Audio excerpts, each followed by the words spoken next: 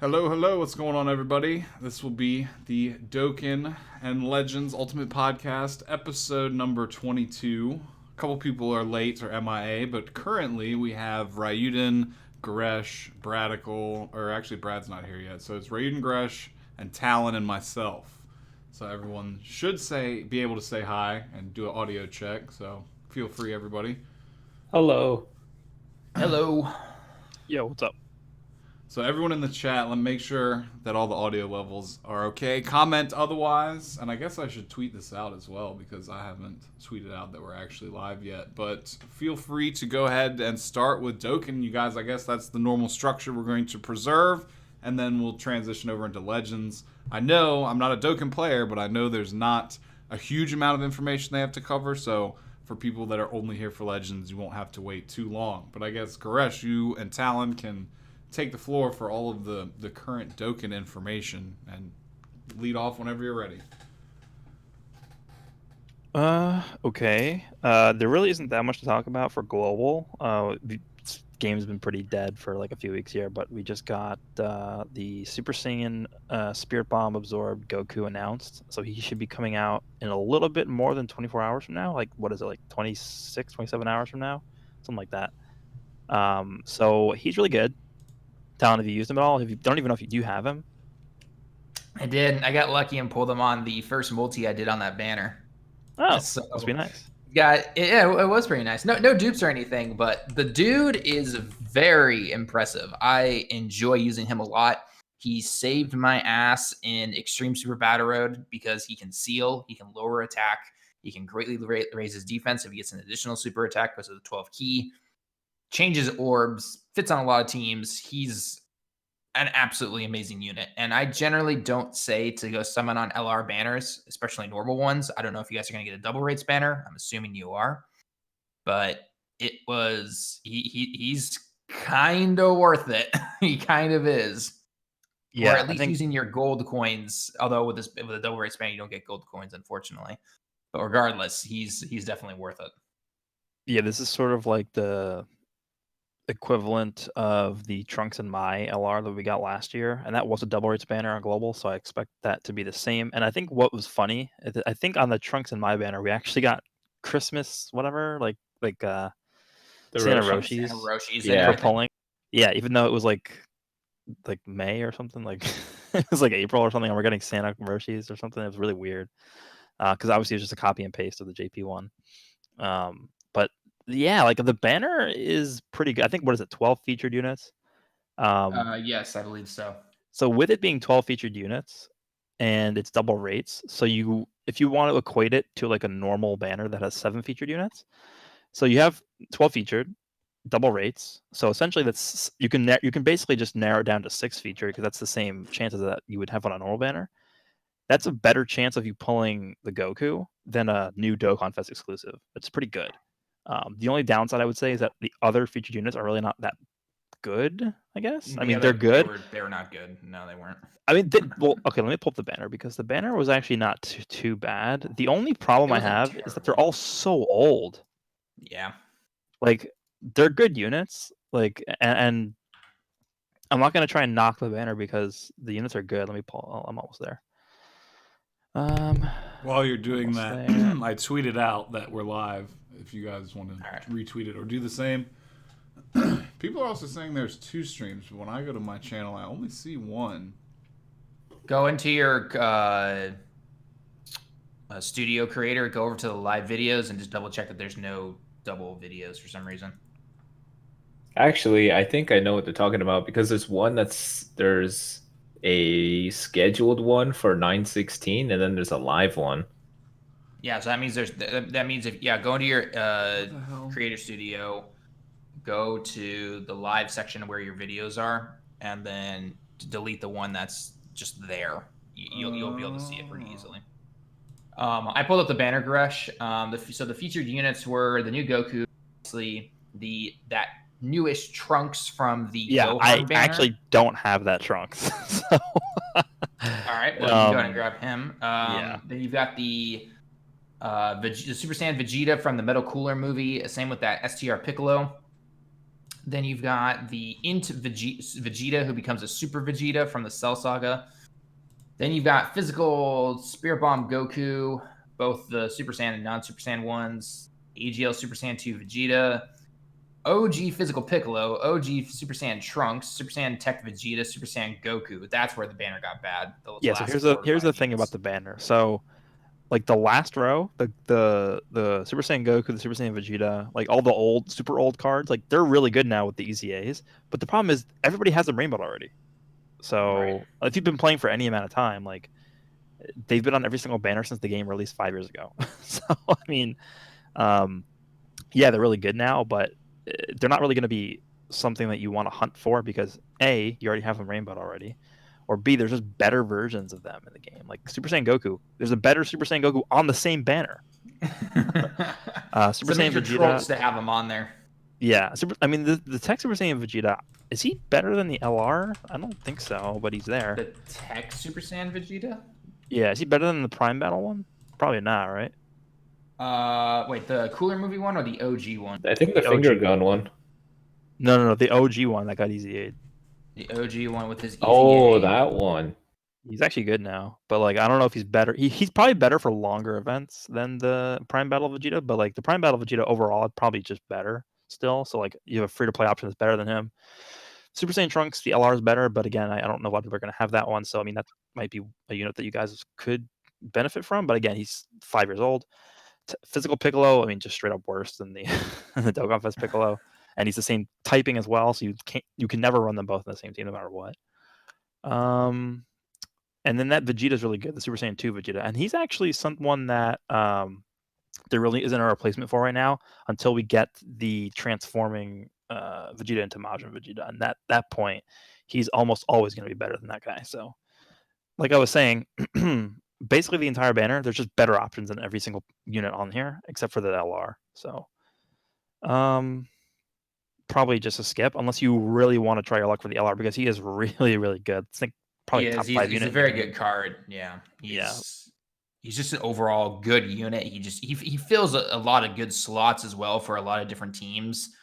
Like you can just throw him on there and be like, okay, this guy's gonna kick ass. He's gonna do a very good job. So yeah, I think he's worth it. And the fact that there's so many unfeatured LRs in the banner too is like it's pretty enticing for people because it's double rate.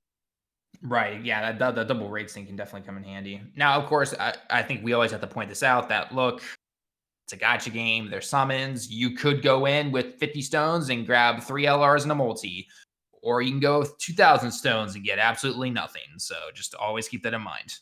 Oh yeah, it reminds me of the days when Super Saiyan 3 Bardock first came to global. 4,000 stones. I didn't get one. Dude. I'm not kidding. I have it all recorded because people didn't believe me. 4,000 stones. I did not get one. And someone did the math for me, and the odds of that happening are far less than 1%. So I fell into such a small possibility or probability. I was done. I didn't play Dokkan for a very, very long time. I was just so upset. So it could happen. No one is safe from the happened chat. to me. Yeah. Those days of I'm familiar. Oh my god. Okay, so that's the banner. My recommendation is if you really want to try your luck, then maybe do like 200 stones. But then, like, I would say stop because at this point, we're so close to the anniversary. Like, we have like maybe one more big celebration before then, which will be the transforming Super Saiyan 2 Angel Goku and the transforming Super Saiyan 2 Vegeta into Super Saiyan 3 Goku and Majin Vegeta. Those banners were actually not the best. We go ahead and take a look at what they have. The only thing that makes them not the best is the fact that they have 8 featured units on them, but they do have the LR Super Saiyan 4s. So, I mean, my suggestion is Don't go hard. well, yeah, don't go hard, but then feel free to use your coins on those banners. Like you can pick up like maybe like a copy of Super Saiyan 4 Goku with your coins, a copy of Super Saiyan 4 Vegeta with those coins. Like that's what the red coins should be used for. Like if you want to maximize your value, you want to pick up the Dokkan Fest LRs with those coins. And then you could say the same thing about the anniversary banners, but like since we've been telling everybody to save for the anniversary for so long, I feel like a lot of people are going to have like 1,000 stones saved at least for the anniversary. So Not even to without mention tickets. Yeah, we'll get to that in a second. Even without spending your coins on like the anniversary banners, like you have a good chance of just straight up pulling the LRs. Like if you save your stones for a long time, so you might not even need to use coins on there, depending on how lucky you get.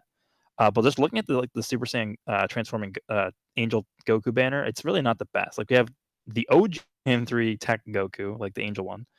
Oof. OG Super Saiyan 4 Goku. We have Blue Kaioken, the AGL one. We have Transforming Goku, and we have Oh, UI that Goku. God, that Goku. God, that He's Yeah, been that on like every banner since his release. Yeah. So my opinion, and the Vegeta banner is pretty much in the same, I guess, league as that one. I actually think the Vegeta banner is a little better, but like you're much better off just again saving for the anniversary because there's the featured units on the anniversary banners are so much better than these ones. And the anniversary banner has stuff like Tech Trunks and AGL Transforming Zamasu. They have not returned once on global. So there's much harder to get units that are going to come back on the anniversary banners than this one. And I think what's going to happen is I think JP will see the return of the transforming Goku and Vegeta on the Golden Week banners. I expect it 100%.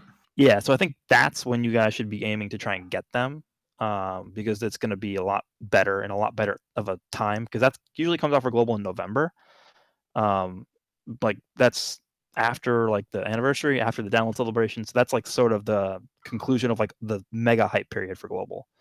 So that's when I would say try and get those units. For now, maybe let's say you're like a giant Vegeta fan, then yeah, maybe do like a few multis on the Vegeta banner. But I think the best course of action right now, the smartest thing you could do with your stones is just continue saving for the anniversary. Those banners, they were 3+1, right? Yes, yeah, they were. I think on global they usually do 30, 35, 45 for the first run, don't they?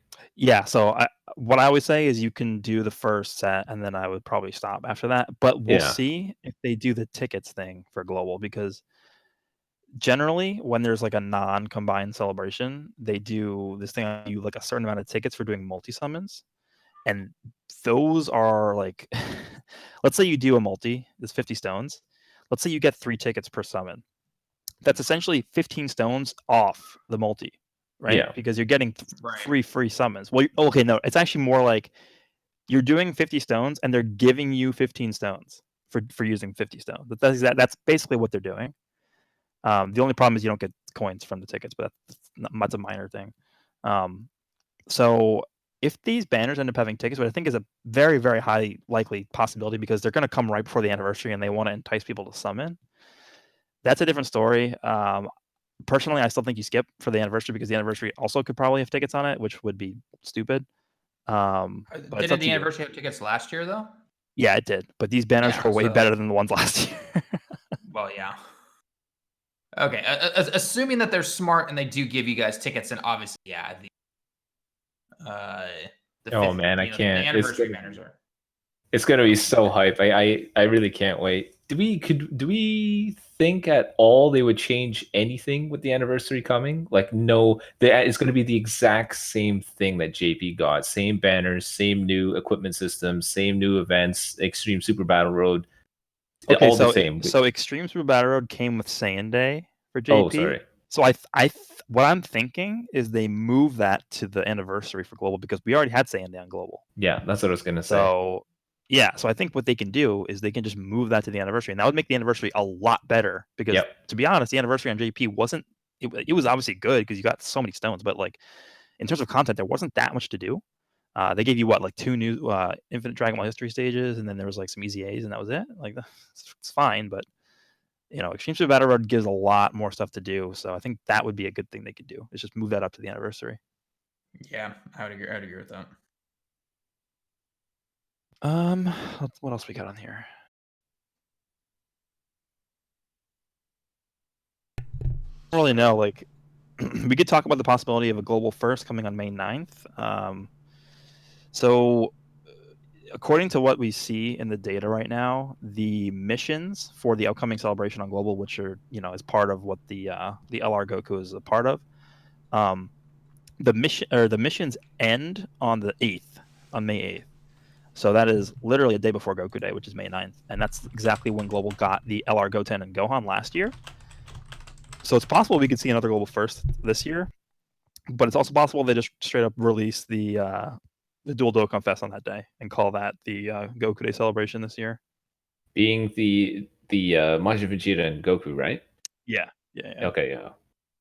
Because otherwise they're going to have to release those guys in June, and nobody would care if they did that because everyone's saving for the anniversary, which is coming in like weeks away from that point, and that would just be annoying. Because think about it, we would have a Dual Dokkan Fest in June. Let's assuming they did that, a Dual Dokkan Fest in June. We would have the anniversary in July, which is a Dual Dokkan Fest. We'd have a legendary summon banner, which is a top legendary summon banner in the anniversary as well. Then in August, we have the download celebration. I'm assuming we have it because the past 3 years have had that. And then we have in November like another Dual Dokkan Fest, which is like the thank you celebration. So don't think they want to do like 4 in a row. That's why I'm thinking that this Goku Day is probably just going to be the Transforming Goku and Vegeta, and then probably won't see another global first until Christmas. We'll see. Assuming that we're all wrong and that they actually do release a global first, who do you think it could be? Who could it be? What kind of unit do you think it would be? Well, it could probably be a Goku, right? Which would also be weird too, because we're about to get the Spirit Bomb Goku, and then if they did do another global first Goku, that would be another Goku. And then in the next month, you get the Transforming Goku to Super Saiyan 3, so that'd be 3 Gokus in a row.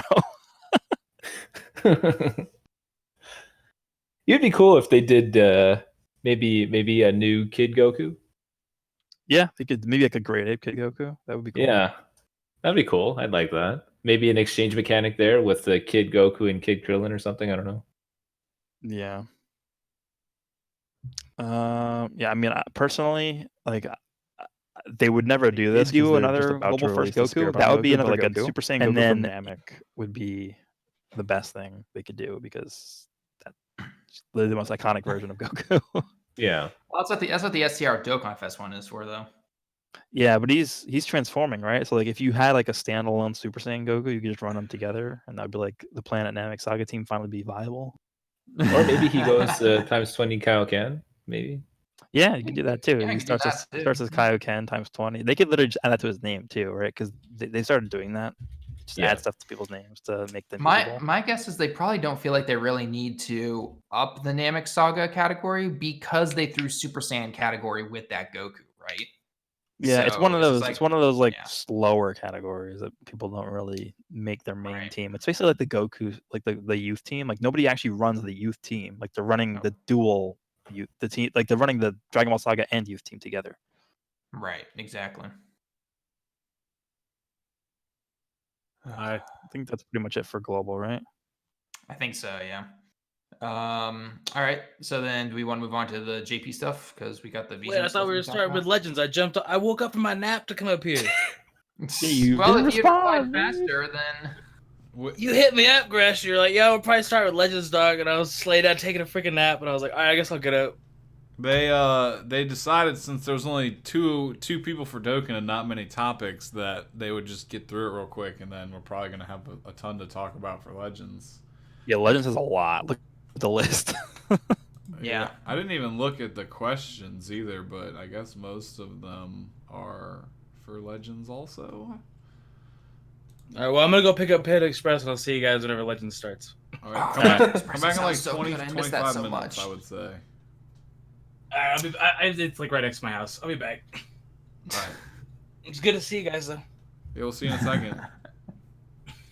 Alrighty. All right. So let's go with the new game mode. Why don't we start with that real quick, since that's actually,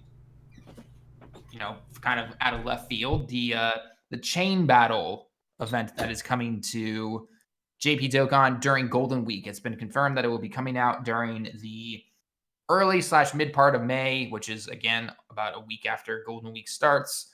So, any thoughts? All right, first off, has anyone seen obviously the video and everything? Yeah, it kind of reminds me of the original version of Battlefield, just kind of on steroids. No, does it not? It looks similar, right? It Yeah, looks it's similar, just your yeah. lineup of units, one by one, tackling whatever your major boss is. Yeah, I think it's less strategic though, because with the original Battlefield, you were literally it was like a action mode, right? You had to it was like you had to quickly move your characters around and like make sure that they were like the right typings, like were matched up with the right typings. You like make sure like all the lanes were good. It was like a tower defense thing. That also had like the traditional fight at the end. I don't know. I like the original Battlefield. I don't know why they got rid of it. I feel like they wanted to just sprinkle some dust on it, some gold dust on it, and call it chain battle. I think I guess they thought maybe that they could expand upon it more and wanted to add some new things to it. We only saw a rough bit about it, but maybe there's a lot of depth to it. I don't know. Could be something exciting. Yeah. I think this is the first like thing that we're seeing out of the survey they did, because remember one of the questions they asked in the survey was like, would you want to see other game modes like explored or genres explored in Dokkan? And like this is not even close to like, the typical like, oh, click red orbs, click blue orbs, whatever. This is not like clicking bubbles. Like this is a completely different way to play the game, but it's still using your character. So you still have to, you still have to have like a decent box for this to work. And it's not like it's a different game within the game, right? It's still part of Dokkan. So I think that's cool. If they continue doing stuff like this, I think the game's gonna last for a long time. Oh yeah, I feel so long as it keeps generating the revenue that it does, Dokkan's not going anywhere. It's going to be here for a very long time. As long as it's always making money, yeah. Yeah. There was a video posted on Reddit actually about, I don't know, a data miner, I guess technically, who was showing wasn't showing the actual battle, but like how you select your team and everything like that, or how you select your character and then how you select your friends. And it seems like you select not only just simply a friend, but their teammates as well. So like you had the main character that you wanted to put into the battle against whoever the boss is going to be. And then you select a friend. So in the example video on the Reddit, they picked a Super Saiyan Goku, but it also had like 5 other units with it that you picked. And yeah, then those are the supporters. I think the Goku's right, the those connector. are the supporters. And then you picked the connectors, the 2 connectors, an extreme connector and a super connector, right? Yeah. Well, I think so. The way that they explained it in the video, or in like the website or whatever, Oh, that was website. you have two connectors. You have, Mhm. I think it's 6 supporters per connector, and then you have a main attacker. Right. And Mhm. your attacker is who your whole setup is based around. So what I think Right. happens is you have one attacker, and then the 2 connectors you want to have like decent synergy with the attacker. And the 2 connectors, there's going to be one super type and then one extreme class Extreme type, one. yep. Mhm. So you want to make sure that you pick like supporters with those connectors that like have synergy with like the connector. And then I think the reason why they call them connectors is because you want the connector to like be a bridge from the attacker to the supporter. Right. Mhm. So, and then they have that like sort of thing where they randomly choose, I think, what is it, it's like 6 units, and you have to click 3 of them, or maybe it's 8 units. I don't remember how many it was. But when like during the battle or whatever, like the enemy like starts like attacking you or whatever, and then you pick, I think it shows you like 8 units, and then it's like, okay, pick 3 with synergy that have synergy with each other, and then they'll attack the boss, and then there's a countdown timer, and it said in the instructions or whatever that like the more synergy they have with each other, the more damage they'll deal, and the more time that's left when you click the 3 units you want to bring, the more damage you end up doing. So to Yeah, I me, remember seeing that. Yeah. yeah, so to me, that sounds like it's going to be like more of like a trivia mode, because I think that's what a lot of it's going to be based off of, like how fast can you click the 3 units that have the most synergy with each other, but then also abide by, okay, the boss is weak to this link, so you want to pick obviously 3 units that have like the link together that's also good against the boss. So I think the speed at which you're able to do that and like recognize what units have certain links and synergy with each other, that's going to make or break whether you get a high score or not. Yep. No, I definitely agree with that. And because I remember them mentioning in the Japanese, it said that the longer you wait to do certain actions, the less damage you're going to do. So you have to balance between knowing what characters you picked already and just how well they can potentially support you. And then also you're gonna, again, like you stated before, you're gonna need a pretty decent box because half of those characters that you bring into that battle are gonna be super types, and half of them are gonna be extreme types. So if you're Yeah. somebody who has prioritized having nothing but super cards, and you've got like maybe 2 or 3, again, just a very brief example here, and you have like rarely any extreme cards, then you might be penalized for that. We'll have to wait and see exactly though. Yeah, and then also the friend system is probably going to have a, not a huge impact, but like decently large impact, because you want to make sure that your friends list is like pretty beefed up, because from what I understand, you're gonna have to choose like characters that friends are giving you or like lending you to use. Right. So if you have like someone who's like just started the game, like they're not gonna have good units for you to pick from. So you want to make sure that your friends list is like pretty up to par, I guess. So you want to have good friends. Exactly. Yeah. Mm-hmm. Other than that, I don't really think there's anything else we could talk about, because they didn't really reveal that much. They just sort of like teased it a little bit. Yeah, we'll know more about it after Golden Week starts up. So Yeah, expect it around like May 7th or 8th, or probably.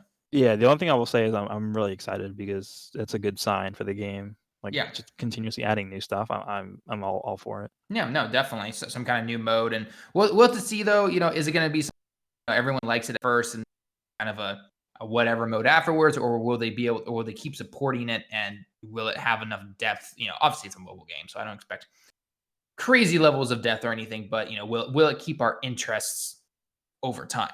Right, that's gonna be the real test of it right there. Yeah, and then like, is it gonna, the way I see it, because it's also like it's a part of the menu now, right? So like the way I see it working is it's gonna have seasons similar to how Battlefield has them, and then you're gonna get rewards at the end of the season, and like depending on how high you rank and whatever. So I don't think it's gonna be something where you can like sit down. Yeah, I don't think it's gonna be something where you sit down and like sink a bunch of time into it. I think it's just something you do like maybe like once a day, and it takes like 20 minutes or whatever, and you just, not even 20 minutes, maybe like 10 minutes, you just go through like a stage or two, because I think from what I heard, you can only do it once a day. I thought you do it 5 times a day. Did it? I don't remember. Something like that. It had those recharge bars or whatever. I don't know. I just know it's limited. Like, you could do it a limited amount of time. It's definitely limited. It is definitely limited, yes. Yeah, so again, it's not something that you're just going to be like grinding like over and over like the World Tournament. That's much better, I think, because like you have to burn yourself out on it. You don't like doing the World Tournament, Goresh? You don't like doing that? I do not like the World Tournament. I do not. I can't find a single person who likes it. So no, I don't think anyone does. So okay, right, do you want to talk about the V jump, and then we'll call it? Yeah, we can call it a day. Oh, actually, we skipped over Nappa and Vegeta. Do you have anything to say about them? Solid unit. Skip the banner. Banner sucks. Yeah, banner's terrible. I mean, it has Raditz on it. Oh, wow. Okay, fine. One good unit out of... No, honestly, I mean, they're a fine unit. They really... I've seen showcases of them. I took a look at their the kanji when the card came out, and I said, man, solid card. Very solid card. Not worth summoning right now for, though. So the detail in those super attacks, though. My goodness. Super attacks look really good. Nice. Oh, yeah. They are amazing. The exchange animation looks so good. The Nappa, that single frame when he gets blasted away, is going to be a meme forever, though. They capture that way too well. He looks like a meatball. He's going to be memed forever. Yeah. He is. Poor guy. For me, like, they don't really... Like, they're not designed to do a ton of damage. It's not like the Goku's about to come out on Global, where like turn 1 he's like 5 million damage. But they have a lot more defensive utility. So I think that's good. Like, where you can just dodge every attack. I think that's a precursor from what we could see from something like an LRUI Goku.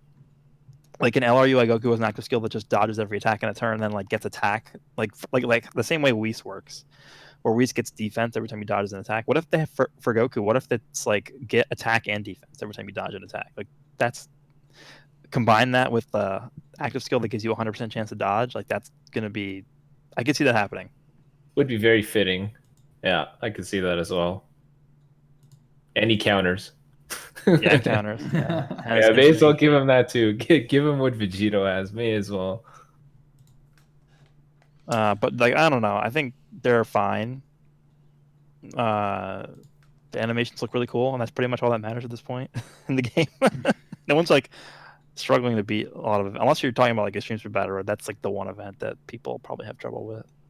Yeah. Well, yeah, that's definitely one event that I think a lot of people still have trouble with. So, but regardless, all right. Do we want to go into the V jump stuff then? The Gotenks and the Boo. I actually I have really hope. I have it displayed on screen right now. I've just had it in Yeah, the I was gonna background like the say. whole time.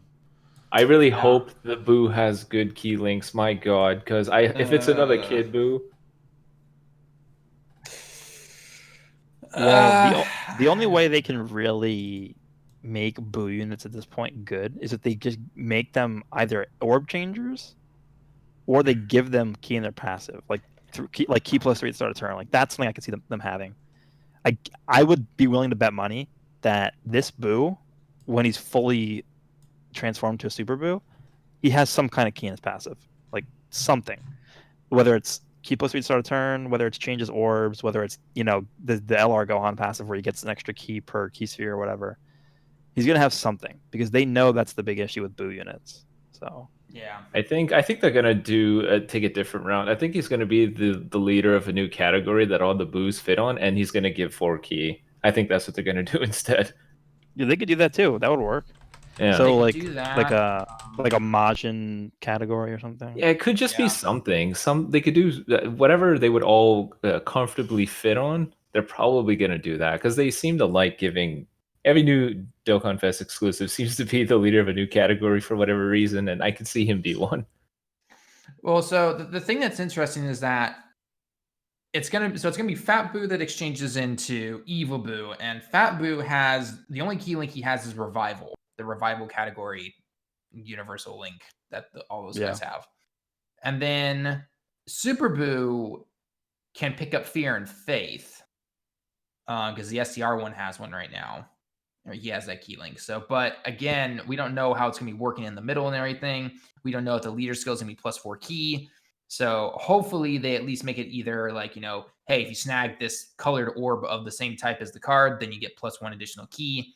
Or again, +3 key at the beginning of the turn, no matter what. So we'll have to hope that there's something like that for that card. Yeah, I don't like Strength Super Boo. No, nobody does.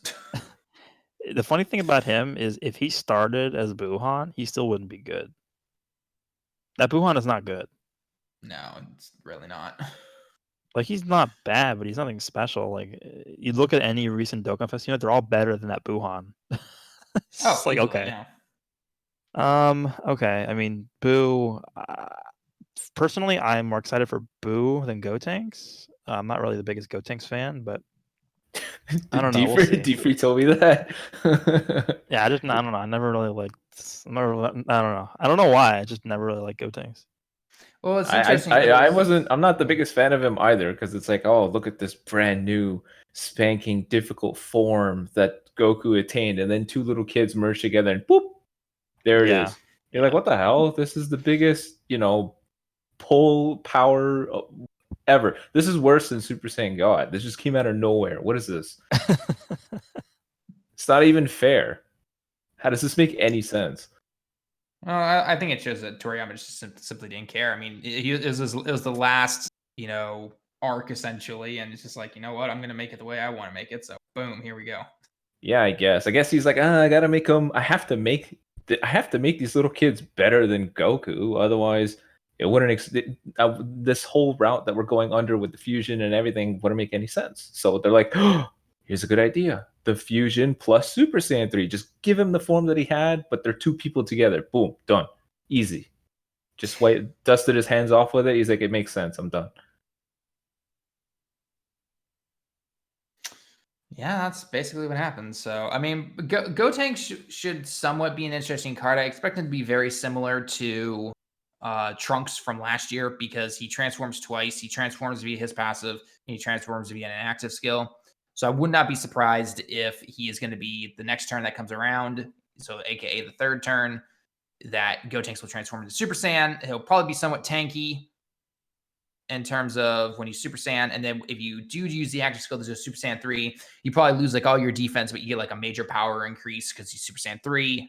You know, it was limited at that time, so you're gonna want to at least on longer events, you're gonna want to be careful when you use that. That's personally the way I see him probably being made. I mean, yeah, that's the same way the Boo is designed too, because he gets the passive transformation, which is an exchange, and then he gets the active skill transformation to Super Boo. Right. So yeah, I mean, it is panning out to be very similar to how Trunks and Zamasu were designed, I think. So we'll see. I hope. Definitely. My personal hope is because they made Trunks like super powerful for like the longer events, and then Zamasu is like just he's solid wherever you take him. I hope they make these two like very good in Extreme Super Battle Road because that's what everyone's trying to beat right now. Right. It's possible they somehow make them good for like the new event, but like I don't even know how you would do that. Like it's not like you can make a unit that's just good in there, I think, at this point, but we'll see. Yeah, we'll have to wait and see exactly what's going to happen there. So but I think we talked about Bua, like as long as he gives Key in some capacity, like he'll be good. yeah, Because that team just sucks without Key. And then Go Tanks. tanking, at least somewhat tanking. He doesn't need to be a full-on tank, but I think he actually be able to take a hit somewhat because Fusions is glass cannon for the most part. Yeah, I mean, yeah, it's funny because like until they come out with like a new Super Saiyan 4 Gogeta, that Gogeta that we have right now just doesn't cut it because like he's good in terms of things like normals hit him for like 50k. So like he stops super attacks, which is good, but like normals just crush him. And then like Blue Gogeta is good, but like if he doesn't dodge, like he's just not great. I'm talking about the TUR. Like he doesn't dodge, like he has fine defense, but like still gets hit by like for like 20, 30k. He can get hit pretty hard, yeah. And the LR is good, but again, he needs what is it, 4 turns to transform? Yeah, 4 turns and you transform. Then he's doing fine, but and in a fast event like Super Battle Road, you rarely see the transformation. We'll see what these transformation conditions are for the Go Tanks and the Boo, but hopefully they're fast. Hopefully, that's always the hope. Do we think what do we think his leader skill could be? I think he'll be hybrids and something else because 170%. Because I don't think hybrid Saiyan's half that yet. They do. Feature Gohan. They do with Feature Gohan. I think one of these guys has to pick up the Majin Buu Saga category. No, I don't think so. I think we're gonna have another. I think New Year's. Well, not New Year's. What is it? What is it? It's Golden Week. I think Download Celebration will have another Majin Buu Saga category, or like a Majin Buu Arc Dual Dokkan Fest. I think that's where we're gonna get the Majin Buu Saga category, like a 170 Majin Buu Saga category. Because the only leader we have for that team is Vegeta, and he's the 130 attack one. It's like nobody cares about that. Yeah, exactly.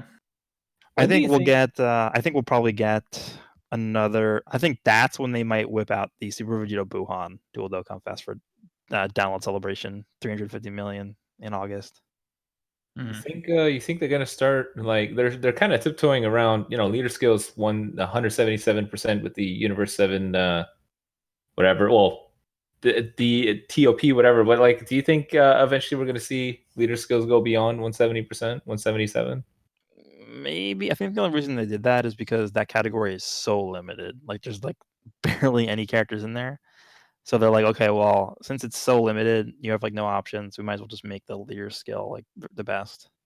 Like Majin Buu Saga, that category is like one of the biggest categories in the game, but it's not good because it's just like a lot of it is just fluff.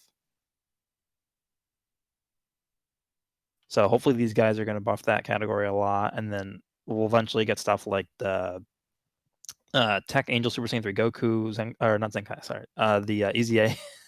Hey, we can get both of those. I don't even care. The EZA for him. And then I do think we're shaping up to get some kind of Buu Saga Dual Dokkan Fest for the Download Celebration in August. We'll see what they do after this because the natural like progression here is you have the Gotenks, you have the Buu, that's one. Next, they can get maybe like an Ultimate Gohan Dokkan Fest, like a new Ultimate Gohan. We're the one that's in the game right now. Like both of them are not really that good. The Int one and then the STR one. Yeah, it's been a while. I think it deserves. I'm surprised they didn't drop one during the Tournament of Power. I was Yeah. shocked to not see one happen. So I think that's probably what we're looking at, and then maybe one more, and then we'll do Vegeta Buhan, and that'll be the download celebration. We'll see though, if they want to go down the path of like the Majin Buu saga, because it's kind of shaping up that way. Because we had the Goku and the Vegeta, now we have Gotenks and Buu, so I mean it's kind of chronological. Kind of. All right. Any other thoughts or opinions on it? I mean, I'm assuming this upcoming week we will probably see something on Twitter, and then probably the following week we will see the celebration itself. Yeah, some point Right. soon. I mean, Golden. When did I think the 26th is when the Trunks and Zamasu came out last year? That sounds about right. I don't remember the exact day. Bring up my calendar real quick to take a look. April. I think it was around the 26th, 27th, which was next. So it'd be next Friday. It'd be this upcoming Friday, basically. Upcoming Friday, Saturday time, I believe is, or at least when the celebration started, I should say. Yeah. This year, though, however, the first day of Golden Week is not until not this upcoming Friday, but the following week on like Monday. So we'll have to see if they want to stick to that, or they just simply say, you know what, this upcoming Friday on the 24th, that's when it's going to happen. I don't know. The only other thing we could talk about is the possible EZA. There's really only two options here. They could do Vegeta Blue or Rose. I would like to see Rose because we already know what Vegeta Blue does. I would like to see Rose too. Yeah, I'd like to see Rose. Yeah, we'll see how insane they make him. They have to make him crazy. They have to make him insane. Yeah, they really have to. Okay, I think that's it. We want to go to questions? If I can, did y'all scope through the Twitter replies? I don't have Twitter up. Let me They weren't very many. There aren't many. Here's one. Dokkan question: I'm missing some category leads like Super Saiyan 3 for Super Battle Road. Should I try to summon on the Goku and Vegeta banner or any other recent banners or relevant banners, or should he save for the upcoming anniversary? So, so specifically to that Super Saiyan 3 question, you don't need the Super Saiyan 3 Bardock to beat that. I'm assuming he must be talking about Super Battle Road probably. You don't need the Super Saiyan 3 Bardock to as your leader. You can bring him you can bring the Transforming Goku as your lead. You can do it without the Bardock, so you really don't need to. I would honestly that Goku banner is not very good. It really isn't. It's actually not good, like in the same way that the Spirit Bomb one isn't good. It's because like the units themselves are actually pretty good. It's just that they're all so old. Yeah. That you probably already have like at least one or two copies of each of them. Yep, exactly. So, but yeah, that would be my advice for that question personally. Another question is, how likely is a Prime Battle LR Goku EZA for Goku Day? And what would you like to see for his eventual EZA? Is it possible? Yeah. Do I think it's going to happen? Probably not. I don't... It's hard to say if it's going to happen or not. Yeah, I don't know. I mean, it would be cool, right? Everyone wants that. Well, yeah, I think everyone would love to see EZA Goku, you know, the Prime Battle one, because he's so old. And again, if we were thinking logically, would it work? I'd be like, yes, absolutely. But I don't know. It's Akatsuki. I think before we start getting into the Prime Battle EZAs, I think we're gonna start seeing EZAs for units like LR Hercule, LR Piccolo. Like those are the ones that need it way more because they're both terrible. Like they're both so bad. So that would be cool. You don't like LR Piccolo? Piccolo. Well, the thing with LR Piccolo, like LR Piccolo is doomed to always be bad because you're never gonna run him over the Dokkan Fest one unless they come out with like a Saiyan Saga category. That's the only time you would ever run LR Piccolo over one of those. No matter what they do, they could EZA him like they could make him insane with his EZA. He would never be better than the physical one. There's no chance. So pretty much, that's like he's pretty much just doomed to always be mediocre.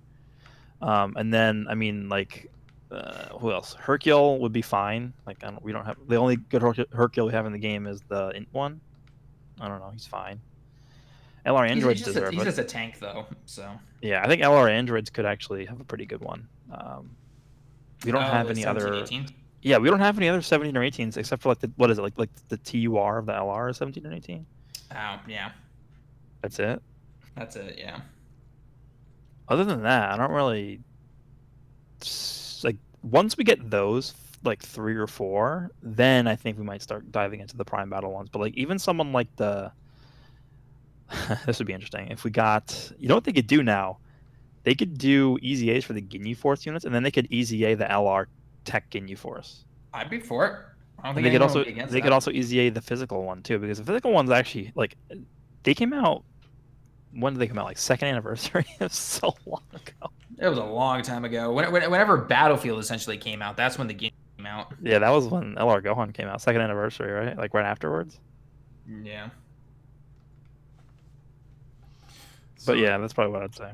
another question would be, any thoughts on if they're going to revamp the World Tournament at all, or are they going to just focus on this new mode?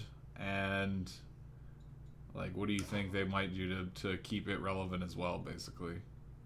Introduce new multipliers, please. Some people just want to do the 30 million points and be done.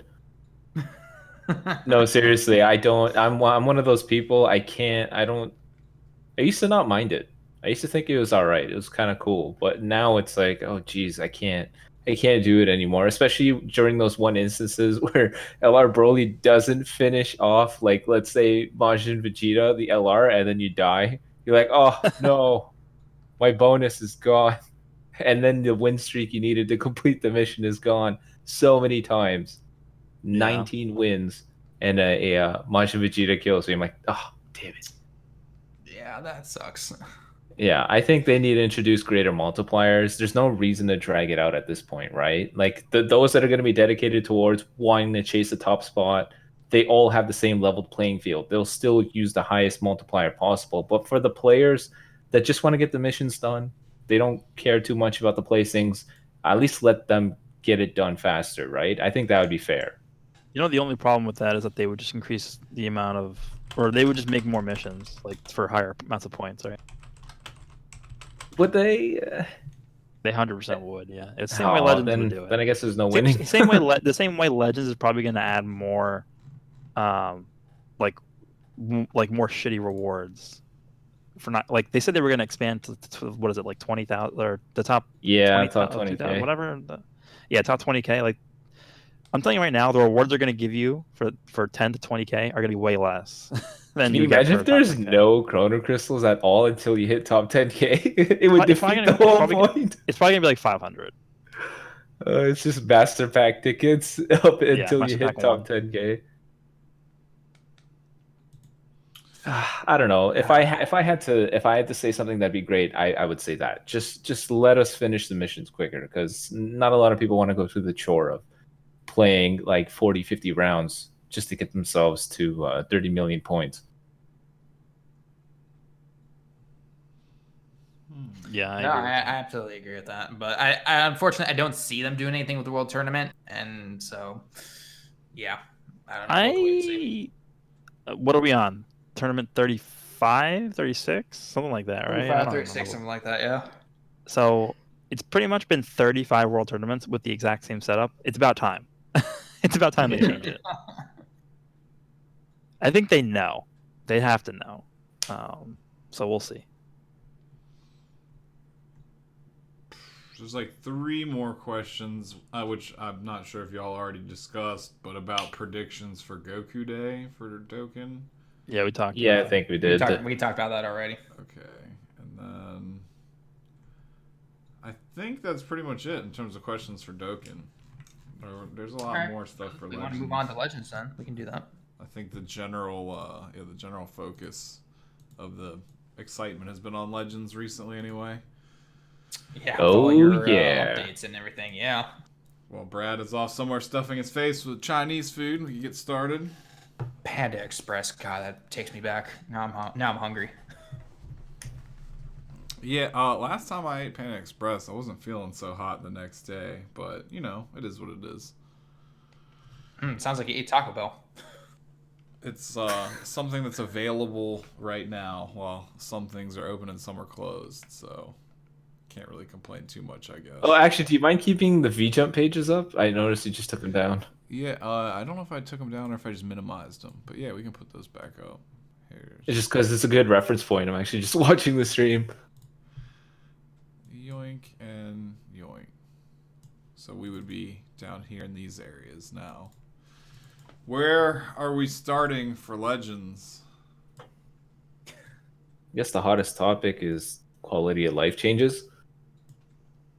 Which they do seem to be on top of in terms of trying to appease the general player base now. I guess, yeah, quality of life updates. Most of it has been like different like menu organization and ways to, like, you know, when you're doing your adventures, you can resume where you were before, which I wish they would do for equipment selling as well. But I mean, I can't really. Yeah. Quality of life changes are always things that kind of like surprise me because I don't spend too much time thinking about ways to like improve the UI or the interface. So I'm generally always pretty happy with them because it's never anything that I was really expecting.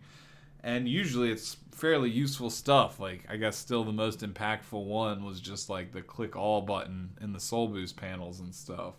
Like, imagine doing that now with like Zenkai and with all that, having to click each one manually again. Just thinking back to the old days with stuff like that is definitely like nightmarish. So I'm all for them to continue to improve little odds and ends inside the game that aren't gameplay related necessarily.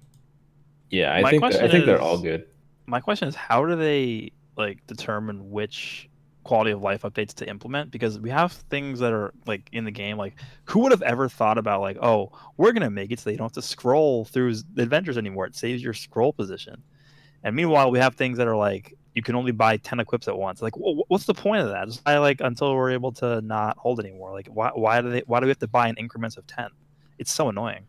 Yeah, there are some things that are questionable. It's like, wouldn't these be more important? But I think I'm just gonna welcome all of them at this point. It's like, hey, if you could do anything that's gonna be a turnaround point, go for it. I don't care.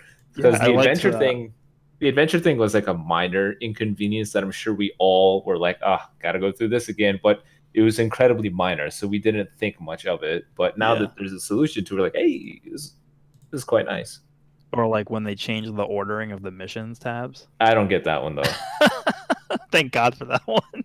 I don't understand that one. It's like you kept it the same since day one. What's the point of changing it now? It added no extra value, and if anything, it confuses people because they're just so used to it being in a different position. I'm gonna text Brad because I'll make sure he's gonna be here. He's gonna stuff in his face with compound chicken.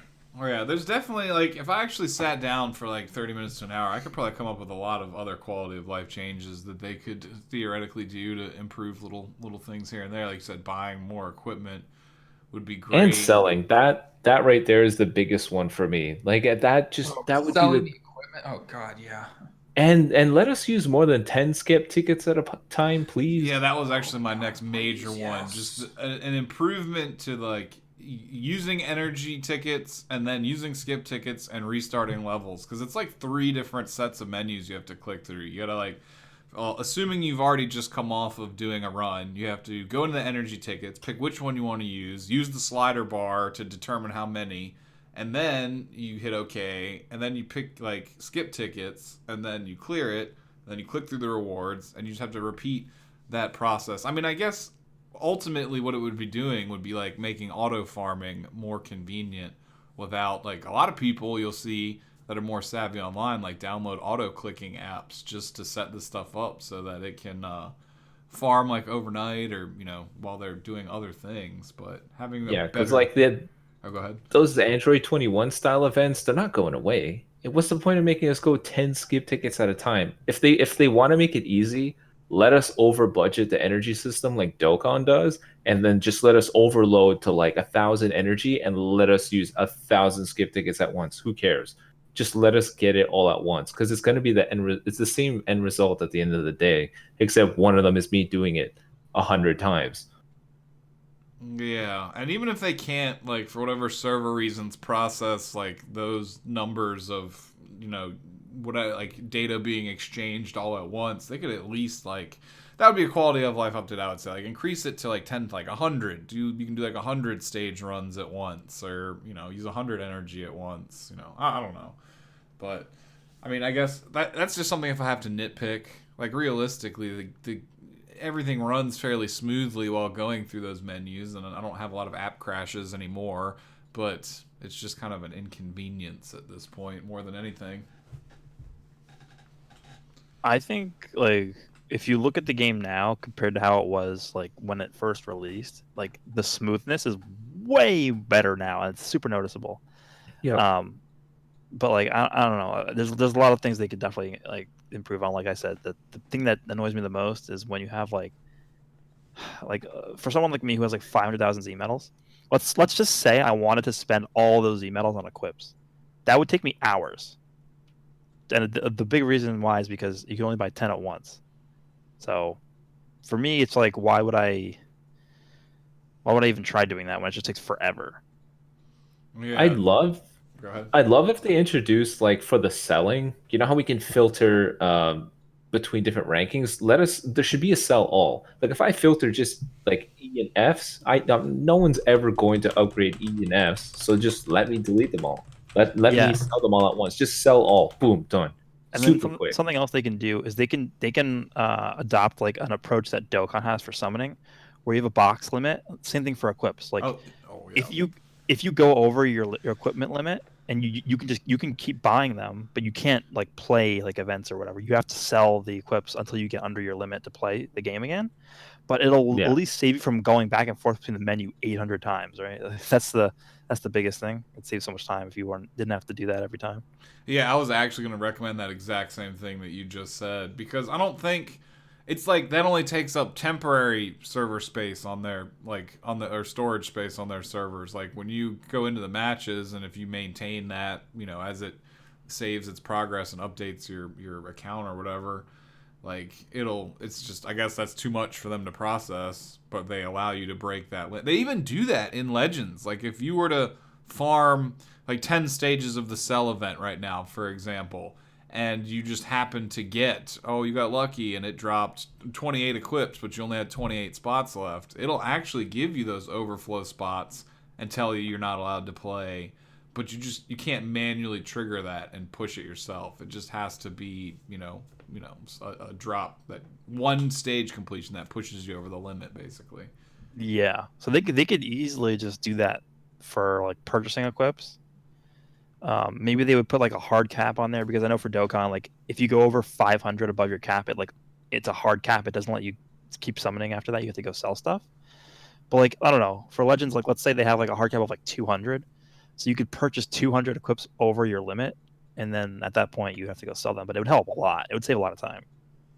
Yeah, I would too, because navigating the game is great. It's pretty smooth and all, but minimizing the amount of like times you have to do like super repetitive tasks like over and over again is definitely in the interest of quality of life, like that vein of adjustments they're trying to make. Because similar as to how you can just hit complete all on the soul boost panel, boom, and be done with it. Like they could implement that same like theory to other aspects of menu clicking as well.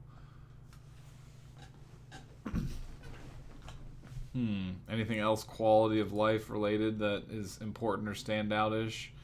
I don't really think. Like they rearranged the way the missions are displayed and how you can get to them easier and stuff, but I never really had a problem with that. I don't really know if this falls in that category, but I'd appreciate it if co-op stages dropped the souls the adventures give you. I don't like having to do the stage for a chance to get the adventure, for a chance to get the specific soul you want. It would be nice if running those stages gave you some. It doesn't have to be a lot. I know Toshi said that he wanted it to be a long process. He didn't want people to just be able to shotgun straight to Z7, have everyone maxed out, but I mean, they're all available right now, and people are probably already hoarding up souls like Goresh is right now. So the players that are going to be prepared are going to be prepared. At least let it be a little bit quicker. Let us get some when doing the co-op stages, and it only makes sense. Adventures are already plagued with constantly running these grinds that they make us do, farming petals, shoelaces, beans, whatever. You can't make us have to choose between the two. You may as well let there be another means of getting the souls if we're going to dedicate adventures towards some other thing you want us to do. Someone actually, I think this was a Twitter. Someone said this on Twitter to me. This is a really good solution. What they should do is they should have sections. So let's say for adventures, like let's say you have a section for normal adventures, then you have a section for the event adventures, and then you have another section for Zenkai adventures. So it lets you farm like the event ones, and obviously like you have to farm those because if you want a guaranteed sparking out the new banner, which everyone wants, you're going to be eventually forced into doing that. Just based off of like everyone wants the rewards because that's how they set it up. And then at the same time, you could also be farming the Zenkai adventures as well. So you can have both sets of adventures running at the same time. Yeah, they could even reduce the amount of slots for each individual one, and that would still be mathematically better. Like if there were 4 slots on each page, and you could do 4 just whatever adventures, either the Zenny ones, like the Z1s or the Z2s, or like you said, the event rose petal nonsense, and then have another page for like the Zenkai ones and co-op ones, and divide that up, and they could easily, or even separate the first page out and have 3 pages, and then have 16 or 8, even if there's only 2 pages, and it's still better than, what we're currently looking at, and that would be real manageable, I would assume. I think even like just looking at how the game was like a month ago, the adventure grind is way easier now. I think they eased up a lot on like the event adventures. Like as long as you just do the 7-hour one, you'll have everything done. Oh yeah, in a week. Especially now with the 2 extra slots. Like my god! So I just recently started doing that. I went from none, well, pretty much none, because it's very hard to get the 7-hour ones. But I just did barely any, and now I just do the 1-hour ones, and I'm already finished. I finished getting all the Zenkai souls like I think 2 days ago, so it's only been 2 days and I finished. Yeah, it's very easy now. The 2 extra much slots easier now. Definitely help out. That was something that was long overdue for sure. And then another quality of life, something that I've seen a lot of on social media and even in the chat for this stream, is people asking for I guess most importantly would be a rematch button for co-op to just make that process a lot easier. And then even a rematch button for like rating match where, you could best 2 out of 3 it if you want. Kind of like how Dragon Ball FighterZ is. Even in the ranked matches, it allows you to rematch someone if both players hit yes and accept to it. That would be really interesting. Can you imagine? It's like, let's say they do implement that. It's like, okay, we're going to make it a best of 3 or best of 5. Make it so that you earn more points. So, okay, if you win, I don't know, more at stake here. Okay, if they end up winning best 3 out of 5, then you lose maybe double the points, or vice versa. I would love that. I think that'd be great. I just took your idea and had like a light switch hit in my head, but like, what if there was a game mode where you could actually like, wager your own RP? Like, you'd be like, I'm real confident I'm gonna win. Like, you see the enemy's team first, you see their stars, and you can basically bet, your RPs. There's no financial aspect to it. There's no way to buy that, so there's no trouble with like legality wise. But you could, theoretically gamble your own RP and have more control over how much you're winning and losing. I think that would be. I think people would bully beginner players way too much. It's like, oh, what's this? A bunch of 2-star units, and I have Zenkai 7 everything. I'm gonna bet all my RP. But then you have people running sleeper teams that are really good at the game, running low stars just to try and fish out big bets and then take control. So you have that to watch could work out. too. But I just think it'd be so much bullying. Yeah, they never let you wager Chrono Crystals because that would be like direct betting and the game would have to be 18 plus. But wagering just your RP, that would be something that would be possible. I feel like that's something they could test in again Ultimate Battle mode, because they keep saying how Ultimate Battles are like a testing grounds. So I think all this stuff that they're thinking about, they can just throw it into Ultimate Battle and see how it does. The next reset's gonna have one, right? The next it? reset. Does it say that? I don't I know if think they they did. specified when, but it's definitely one upcoming. I mean, when those video and stuff podcasts come out, it's generally fairly close to when whatever content releases they talk about are like coming. Like they wait. Like Rhyme even said they filmed that like a month or two ago, and then waited strategically until now, like to drop it. So I would assume it's coming pretty soon. I'd love it to be the one Rising Rush thing that they said they wanted to test out. Yeah, the problem is that every team is just gonna be a regen. That's the problem. Yeah, I feel like that's what it is now too. No matter what, it's just gonna always be yeah, regen. but 14-star regen with Zenkai, Boo, 14 stars, and everyone's Oh, at dude, full health. if Oh you no! guys This time the rules will be switched. It's not going to be the 14-star stuff. It's just limited to one Rising Rush per Well, match. a lot of people have Boo at ridiculously high stars because he's on what Masters Pack like 2 and 3 or something Yeah, like that. I think every single time I see a Zenkai Boo is like 13 stars. And then add to that, like, and I don't know if too many people run this strategy, but if they limit Rising Rush, the red Zamasu will have a huge comeback in that mode because his protection against that, combined with Super Baby 2, all the heals coming from Zenkai Boo and Zamasu, like And Green that. Piccolo too. Yeah, that team in and of itself would be literally unbeatable. Yeah, because both Zamasu and Piccolo have like the 50% cut on swap. So Yeah, but they're like ridiculously weak, and if it goes down to the end of the clock, it's all about who did the most damage. So it'd just be boring. It'd just be like a But yeah, long drag for that's the nothing. problem. It's just gonna be boring. yeah, but a lot of people are gonna run that because it'll guarantee wins up to a certain level and a certain skill set. I would say. Can you imagine if they Zenkai Awaken that Zamasu? Stop. I mean, like he's a defense monster. So if they Zenkai'd him, he would. I mean, he's already still usable on that specific build that I just mentioned, just for like some time running the clock out, annoying, never dying team. But like, he would be just ridiculous with the Zenkai. That team is already a nightmare. It would be so much worse. We also got 20 free equipment slots. I guess that's technically a subsection of quality of life achievement, but if you go along with the ideal friendship EXP equipment build, you need 18 of those 20 just for the friendship EXP equipment. So I'm not entirely sure if that was like a gift or not, really, but it just, think about if they didn't give you the extra slot, you would have to be in the whole 18 slots. oh, it's That's the helpful, only reason why they for did that, sure. I think. Yeah, it coincides with that 100%, but it was funny that they like, well, Yeah. you need a bunch of these, but here at least we'll give you the free room to hold on to them. So it is nice. You can hold slot removers up to 99 now, which I didn't know about because I had never had Oh, more thank than God. I never had more than 10 of those things at once because I use them as soon as I get them. But Yeah, I never had more than one at once. Actually, no, 3, because you can exchange 3. You can exchange 1 platinum coin for 3. That's the most I've ever had.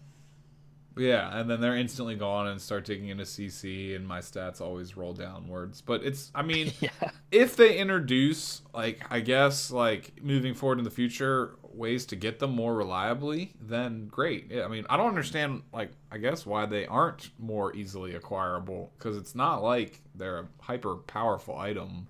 I mean, I guess it does, set them up to lose a little bit of money for those people that buy Chrono Crystal specifically to reroll equipment, but there's so many equipments in the game now, it would seem like soon, hopefully they'll be like a farmable item almost. Get ready for like gold slot removers. That I was guarantee you thinking like a about that gold the slot. other day. Like ones that actually guarantee the equipment to at least roll up. It doesn't guarantee like a red slot maybe, but at least it increases, like it guarantees or increases the chance of it rolling better instead of worse maybe. That's a good Sounds like idea. They something should from do Evil red slot State. removers with the guaranteed red slots or So something. you do like gold and red ones, like gold ones like 30% boosted chance of this becoming a gold slot, and the red ones could be like, the same thing but for red or something. Yeah. The only problem is Paid that I think every equipment has its own weighting. So the way it's going to work is going to be probably, I would imagine, pretty difficult to actually code into the game. Yeah, it would just have to be like a blanket chance for it to upgrade without going into each one, I would assume, or something. But or just a guaranteed, make them extremely rare, but make it a guaranteed like perfect stat roll or something like that. I don't know. They would be very costly, expensive, and rare if that was the case, but it would still be an option. You can hold more Z powers now instead of just one of each. I guess you can hold 3 of most of them, and I guess only 1 of certain really big ones.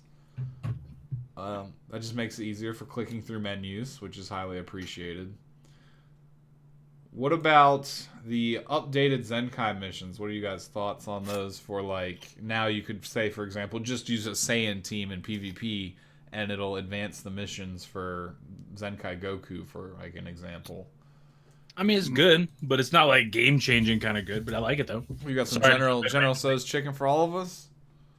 I think.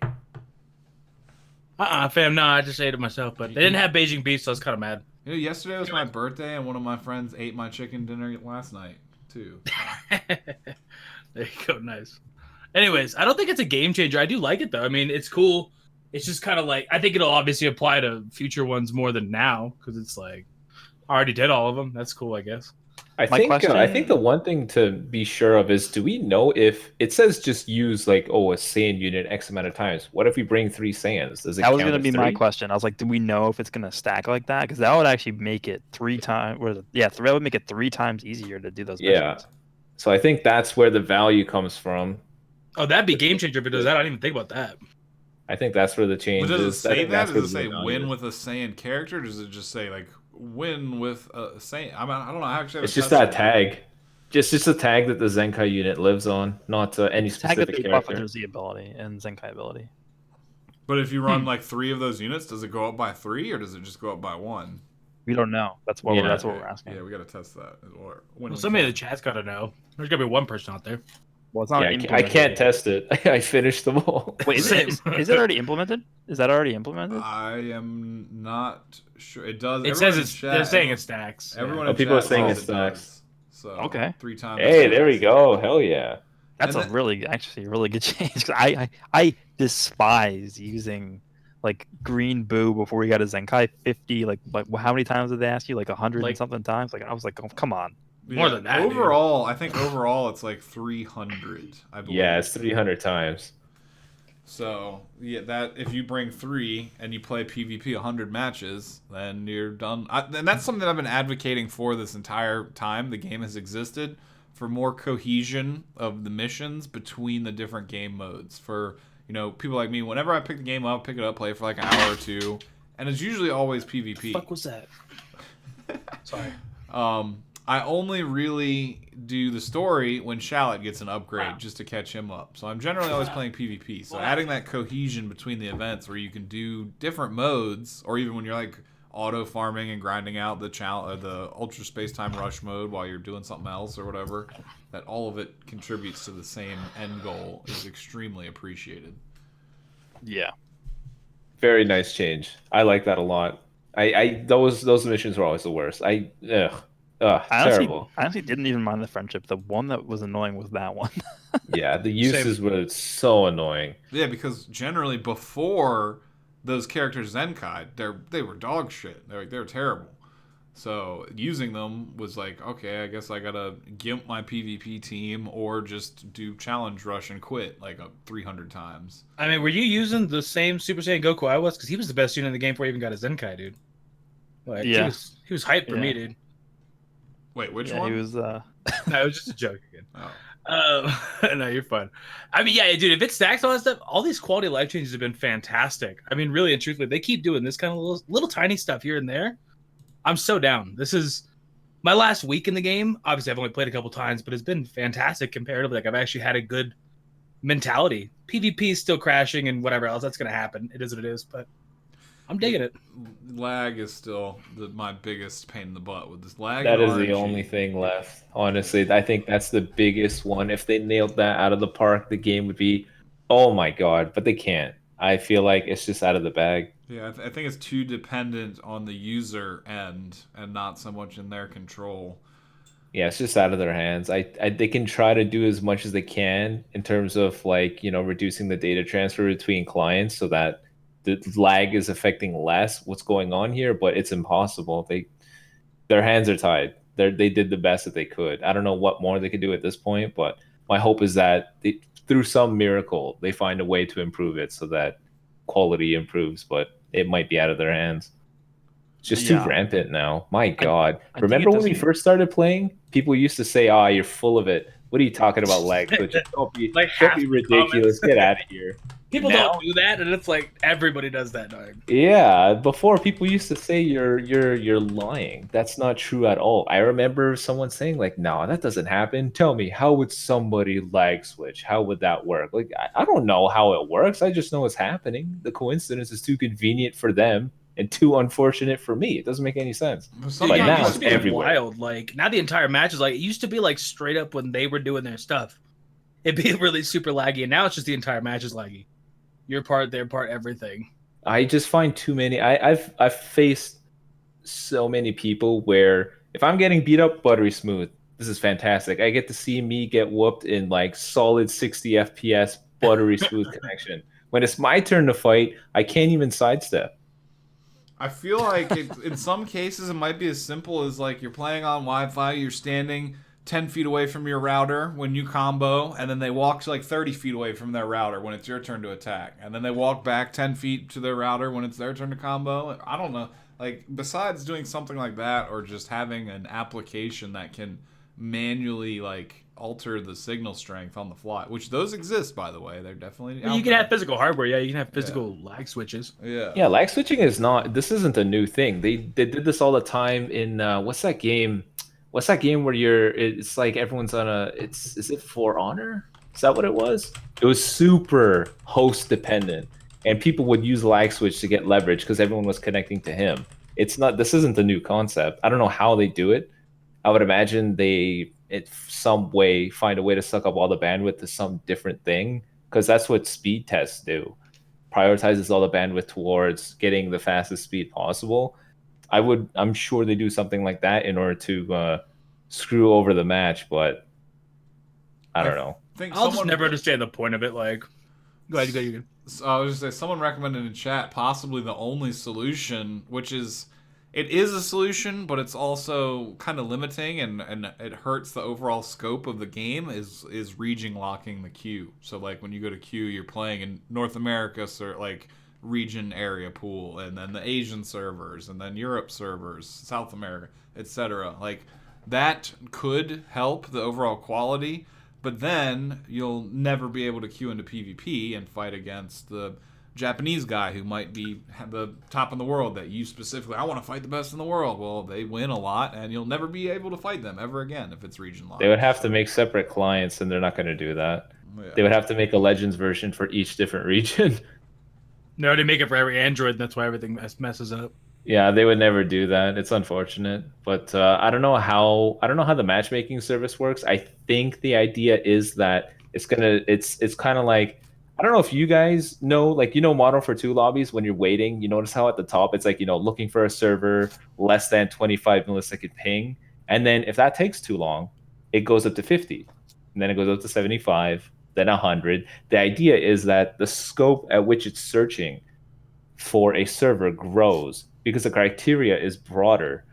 I think it's the same thing with this. It's looking for people that you can pair with where your ping is X.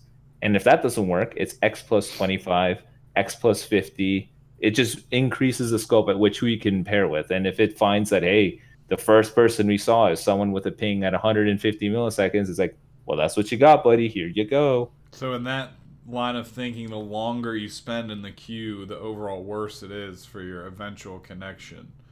That's what it feels like, but it also depends on when you're playing and whatnot. Because like if there's no one playing in your region, I don't know. I don't know how the matchmaking works, but I would imagine it's a similar system to that. Because Call of Duty did the same thing. I was know all like that. how it's structured, but I don't, like you said, I don't know how it's actually programmed to implement. Like there are Google Cloud-based servers that you queue into, but then as soon as you match with someone, the servers then put you into a peer-to-peer, like a direct connection with the other player. Like you're not actually on any type of closed server like for the match itself, in that sense where both players have to connect to the server and then the data is then relayed independently back to both players. No, it's just a free-flowing connection between you and the opponent once the battle starts.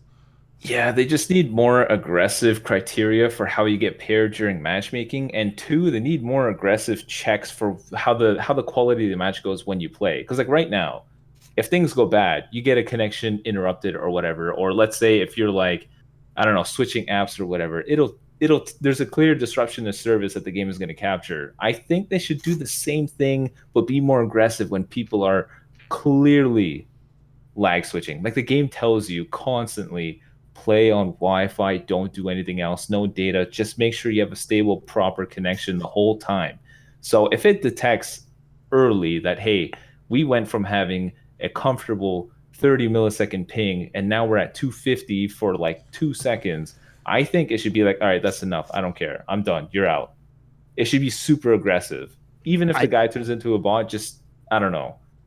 I think. Oh, go ahead, Goresh. I was just gonna say I'm not really super like knowledgeable on how like the technical aspect of this works, but I would not be opposed if they did a fighter's approach to this, where Yes. you set you like set your like preference for what you want to be matched up against, and then that will naturally filter out a lot of the people with bad connections, and then they'll be less inclined to queue up with bad connections because they're not going to be getting matches because no one wants to fight with somebody with a laggy connection. And then on top of that, as a second layer of protection, when you match with someone, it shows you their connection and gives you a yes/no option. Like, do you want to proceed with this match?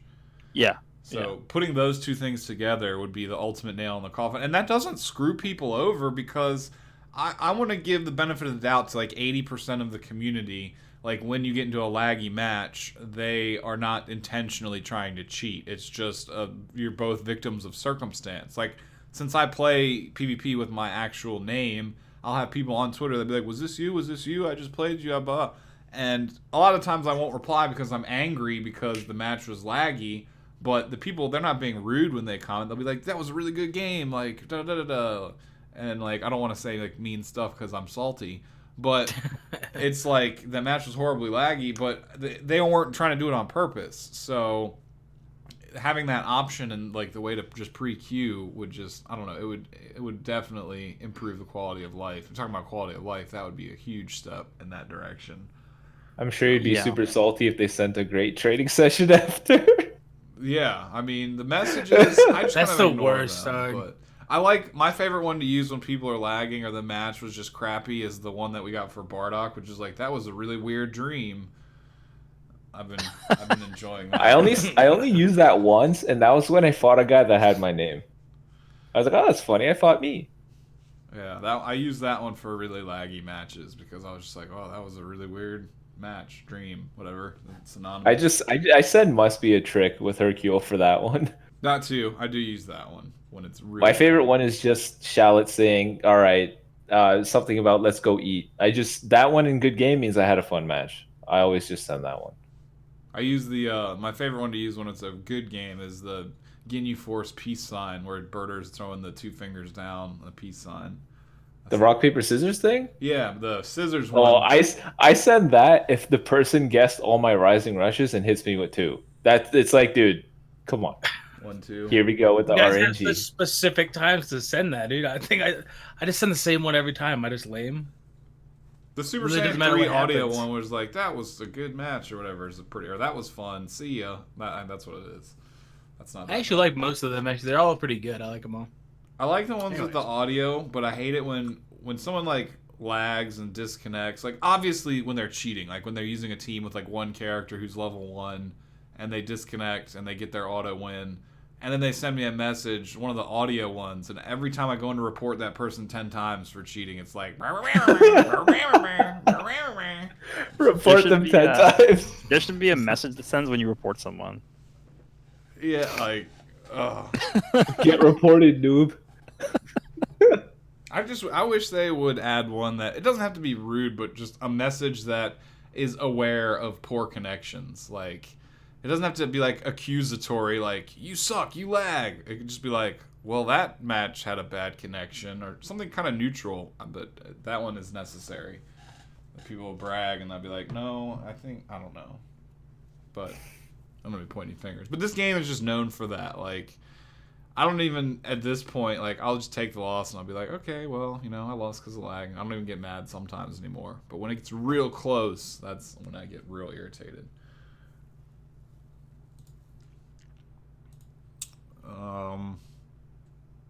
Friendship.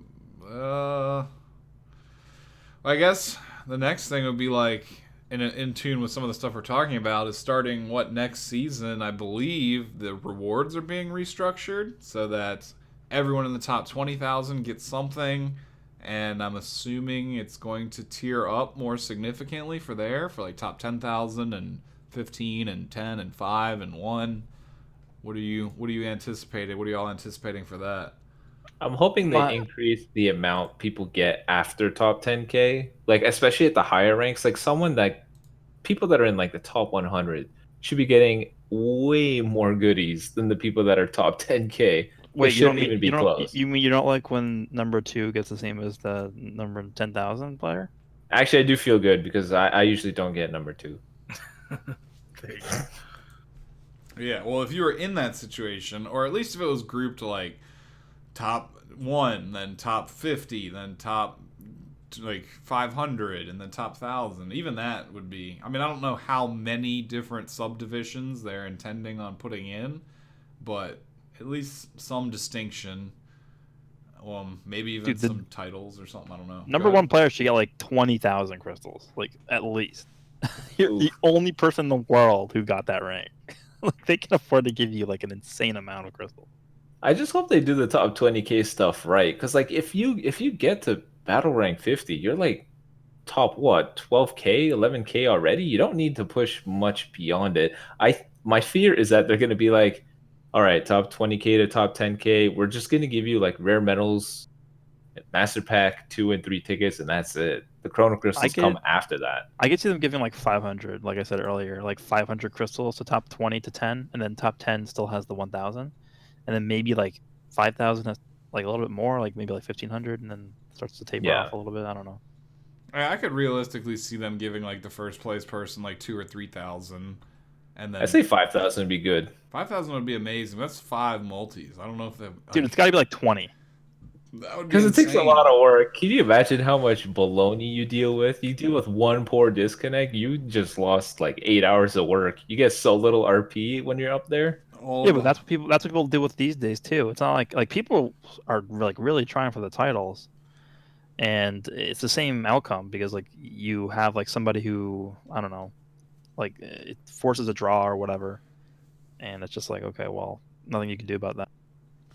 The amount of jitters you have to get too, because it's very easy to lose. Like when you're up there and you face against a guy that's like, you know, battle rank 47, you're like, okay, if I get really unlucky here, it's over. Like if they get one combo and somehow they get a rising rush, I lost 100%. That would suck. Oh, minus 200 RP. It's like, well, that's 2 days worth of work because I get 2 RP every time I win. Yeah, well, that's how the game is structured right now. In conjunction with this restructuring of the rewards, or at least top 20K, they did say that they're decreasing the amount of points you lose when you lose, but not affecting the points you get when you win. That's a little weird to me. Well, for me, that's really good though, because I think it's gonna let people experiment more with like weirder teams because they're gonna be less scared to lose. Yeah, at higher ranks especially, because when you have like 10,000 RP and you match with someone who's like still level 46 or something with like 5,000 and you lose, like you're losing like 4 or 5 hours worth of just constantly playing the game and winning with that one chunk at that. I mean, unless you're always getting the queue against people who have more points than you, which is rarely ever the case, then yeah, it's just huge time that you're wagering with battles currently, the way the system is.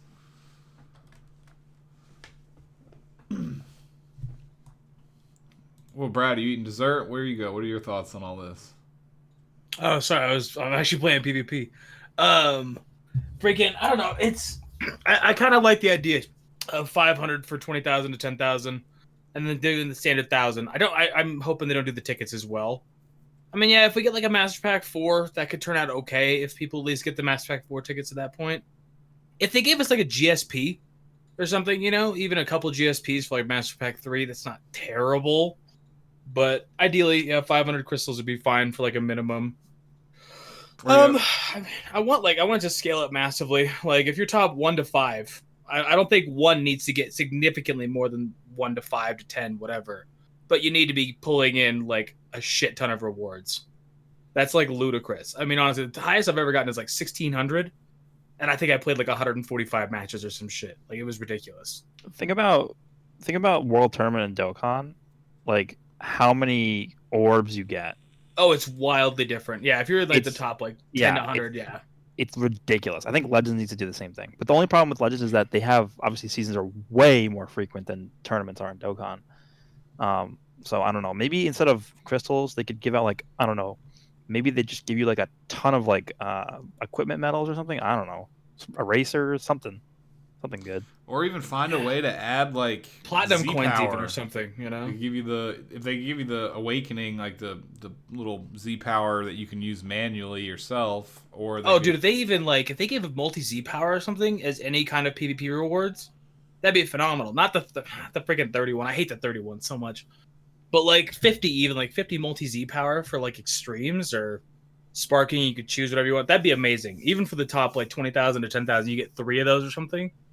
That'd be phenomenal. Like you wouldn't really even need to have CC at that point. It helps obviously, but I don't know. Yeah, because I mean, obviously they used to back in the game when it was brand new. They had characters you could farm by playing PvP, like the original EX Goku and the Red Vegeta and stuff like that. But I remember that EX Goku, dude. Like I remember I made a video on that EX Goku. And that was the first time I realized like people are gnarly in the thing because I didn't even get to like top 10K or something with him, and it was like I had the nastiest comments on that. I just remember that video. And that's when people were just farming the hell out of the Z medals because you could just get them capped out and then you just farm Z medals. Yeah, a ton of them because and they could even do something as simple as like just give the Z power, and then if you 14 star the EX unit or whatever, then you don't get Z medals they just like stop giving you that as a reward, Z power, you know, to combat that, so that people that are cheating that don't get caught or get resets don't get those rewards for each match or something, you know. I don't know. That would be a good way. The problem is like you can't any kind of game ever that uses these online services, you can't just like delegate something to every single player at the same time. Like it sounds great, you know, but everybody has different circumstances. Like it sucks for some kid who has an internet speed of 3 megabyte down, 1 megabyte up. And it's like, well, sorry dog, play on Wi-Fi. And he's like, well, I still can't. Like it doesn't work. You know what I mean? It's like that's just I don't know.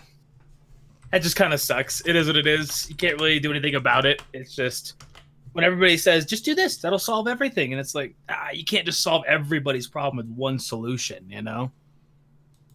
And you got a $10 donation. Nice. Yeah, I was like, thanks, Dr. Maid. I appreciate it. That's your guy that's always helping you out. So. Dr. Maid, Dr. Mauld, bro. His name's right there. Dr. Mauld. Sorry. It's really small, dude. I got Streamlabs running this shit. And then I'm looking at He understands. Don't worry. He's a nice guy.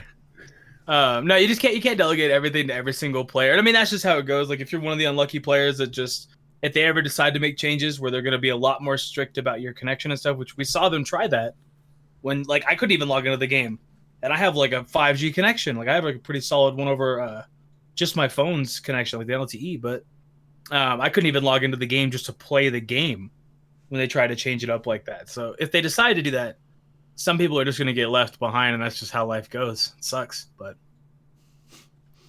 For the greater good. If he dies, he dies. that's really Legends. That's really Legends' thought process, dog. It's like, oof, that sucks, dog. If you want to spend on the next banner though, so don't worry. Like that's how it goes. Go ahead. What else? I was gonna say the next thing in the list, because I'm just kind of going down the list in Discord. They renamed Paikuhan Paikon. I really don't think that has any impact on anything whatsoever. But Oh my god, thank you. I've been waiting Why for is that for a Kura while. not cooler? He is in Dokkan, right? don't know, dog. I think he is. It's like on the same level as when they went back and corrected the blue Trunks being classified as like a kid or teen and switched him to adult because technically he's like in his like early 30s or something in that point in the series or something like that. He's up there, yeah. So, yeah, it's on the same level as that type. Like they corrected a lore mess up, but okay, cool, awesome. When and what do you guys think, I guess, will be coming for the 700-day celebration? Here we go. Speculation time. I love yes, this is my favorite part of the podcast. Speculation time. That's you, dog. I don't even know. That's you. All right, what do you guys think? I think it's going to be something unrelated to the timeline that the current banners are going through. I Because agree. like, I know that it's going down like a future path leading up to something like the end of the Goku Black arc. I think it has to be something unrelated. And if we were to look at the banners that they've already done in terms of the movies that they covered, what's the one hype unit that they haven't released yet that could be worthy of a celebration? Go Tanks. I don't know, man. Good. I don't think we all know what you're we all know what you're building towards. But let's be honest here. Could it not be? I think it's completely fair. We already got Tapion. We already got everyone else featured within that movie. Are we talking about Super Saiyan 3 again, dog? Yeah, we didn't get No, Minosha. I'm not fanboying. I'm just saying, does it not make sense in terms of a unit worthy of a celebration that isn't following the timeline of what the current banners are? Because they're obviously leading up to the end of the Goku Black arc. Doesn't it seem it could be Do we all agree that we're going to get another LF? I think so. It should be a Pretty much, functional yeah. version of Majin Vegeta. I agree with somebody in chat. Yeah, I think that's really possible. I think new Majin Vegeta is really possible. Vegeta. I mean, we have only one representation of him in the entire game. He's like damn near completely unusable for anything other than a bench, I guess. Sure. And it's an iconic character. I don't know. That would be something that He's I a really, could really see. popular character. Yeah, people would summon for Majin Vegeta if he was an LF. Oh my god. I would summon for Majin Vegeta. That would be a good not bait banner, but it would be a good way to drain people of their crystals before the anniversary. Yeah, it has to be something hype. Not too over the edge. And then if it's a 700-day celebration of the game, I wouldn't expect them to use like too obscure of a character. It would have to be something like mainline to the series, something that's real popular, but because like what do you guys think of potentially them dropping some like game exclusive characters like they have in the story mode as summonable He characters? talked about that. Toshi was strongly hinting at Zaha in that. Yeah, that's why I bring it up, because I feel like he wouldn't talk about that for no reason. Dude, right? they were so clueless. know, man. Both Rhyme and Kagi were so clueless as he was mentioning. I think Rhyme is on the money though. Which one was Rhyme talking about again? Because he was thinking something like I forget who he mentioned, but neither of them picked up on the fact that Toshi was hinting at Zaha. He's talking about the Goku from the Super friendship Saiyan farming 3 Goku stage. from the story. Yeah, that's who he thought immediately, but no. He was on the money. I mean, Okay, go ahead. if we're not gonna follow, I think the anniversary is pretty clearly gonna be either GT or end of Future Trunks saga. So I think if we're not really following that, they could do like sort of like leading up to that. Like, what if they did a transforming Goku Black into Rose? I expected as soon as we saw the first Rose and he didn't have the scythe, I immediately made the prediction that was a future docketed unit. Like the transforming version probably have like the scythe in there instead for a different animation or something.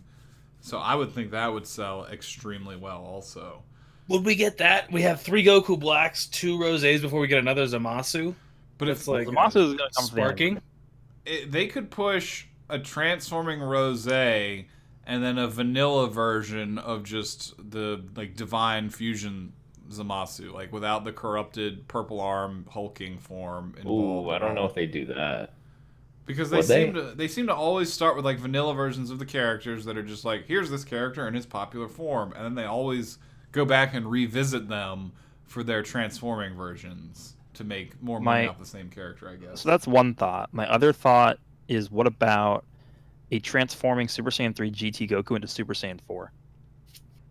That's Wait, what was about that? right for that. What do you think it would be? Would he be Super Saiyan 3 that transforms into Super Saiyan 4, or would it be just the base form, or would he be Super Saiyan 1? Like, what would the progression I think of he'd that be look Super. like? I think he'd be Super Saiyan 3. He started out as Super Saiyan 3, and then he would like maybe his condition is like sort of like Bardock, where he takes damage, and then like his main ability is going to be locked until you take a certain amount of damage or fall below a certain health percentage, That would be and a then you can transform. I would say that would be a really cool opportunity to introduce a mechanic. It would be like where his main ability is transformation locked until he drops under like 40% health or something like that.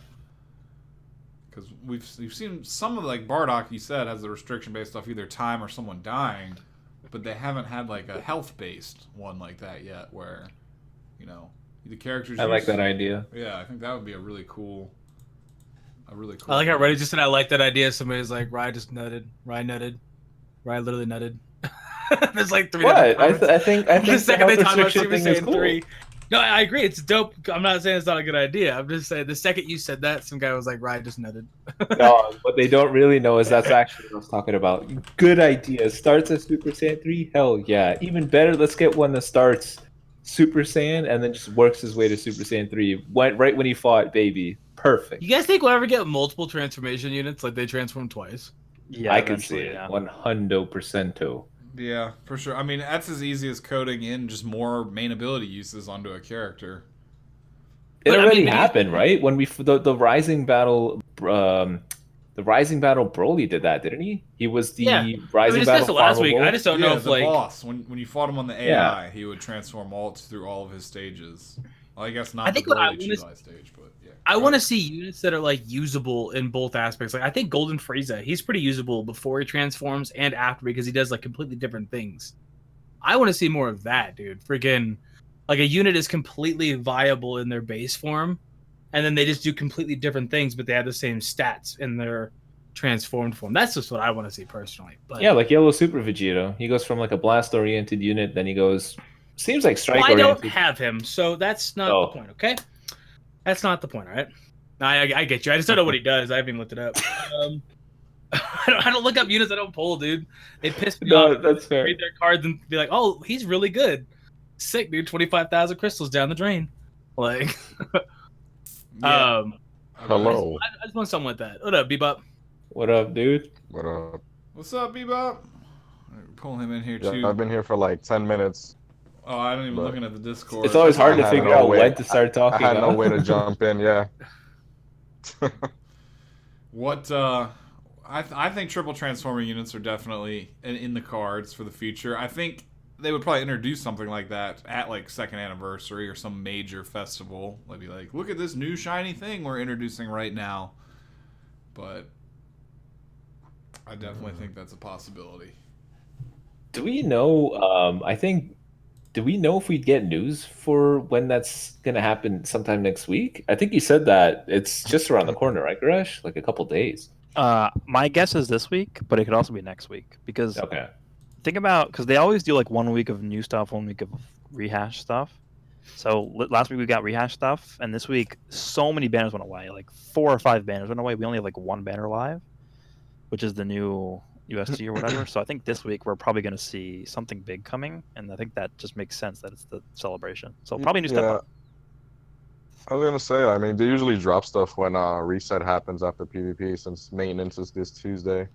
Yeah, and I also think co-op's going away. Is it this week or next week? I don't remember. No, not. There I were think that's like 11 another 10 days. Yeah, 10 or Oh, 11 yeah. days left on that.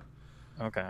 Is USTR going away this week too, or no? Same thing, same days. Okay. So yeah, I think I agree that they would probably most definitely introduce something soon. But going off the dates, like how many login days do y'all have? I'm at 693. I think right 710, something like that. And I know that. Well, I know both you and I started on like the Renzi pre-release APK. Yeah, but I know it was over 700. Yeah, so that would put us like the game released on Renzi's pre-release APK. Like I think it was like 7 to 10 days before it released on Android, and then there was like 20 to 30 more days until like May 30th when it released on iOS, which is their official global release that they use to track everything like numerically. Yeah, I'm at 711 days. So Jesus. it should be within. If you're at 711, it should be within. I mean, the official 700 days should be within the next 15 to 20 days, if I'm not mistaken. At maximum. I mean, I think it was only 2 weeks in between because they said it was going to be like a month, and then it happened like 2 weeks early. But it's also been 2 years, so I don't fully remember. Who knows what they're actually basing it off of either? Like, No, that's just true. could It just could be a whatever they million want. different things. Yeah. Yeah, they also Whatever have like been best. an acceptable range of when they could just be like, oh, this is a 7-day celebration and it's happening on this day, and you'd be like, oh, okay, we just accept that. But yeah, hopefully. And the USTR is ending in 3 days, by the way, Goresh. Yeah, that makes sense. Yeah, when PvP. So I mean, a lot of Oh, stuff's is ending. it really? Oh, wow. Go ahead, Goresh. You're saying a lot of stuff's ending all at the same time. Just a pause right there. We all just sat there. I was like, We all No, just- I was just saying a lot of stuff's ending, so it makes sense that we'd be getting like a new, like, major celebration. Even though I will say, there's a lot of login bonuses going on, so I don't know. Yeah, the feedback very one true. stacked on the UST, this Ultra Space Time Summon one stacked on the Springtime Adventures one. At least those three, and then the daily one that you could just choose, regardless. You So- guys like how EXL is just staring at you every day? Can't pick them. Yeah, I would. Dude, pick I him have as I Doug. 10 like Z that. power. Yeah, I should bash. I'm not too salty about not having him for once, comparatively speaking, because Yeah, luckily it's doo-doo, so it's not a huge deal, but it's still very irritating. yeah, looking It at just these- bothers me that he's like 10 Z power away from actually obtaining him. Yeah, that's what happened to me, and I just went back into the banner until I got I'm just not gonna the do free- it. It's not worth it. He's not good. It's not. He has a lot of good like debuffs and stuff. Like his kit is nice. He's a hero unit. Yeah, his stats are terrible. Yeah, God of Death is asking you if you're going live at all today, Brad. Oh, probably later on, yeah. I don't know. It's only like 8 o'clock, so probably like 2 hours.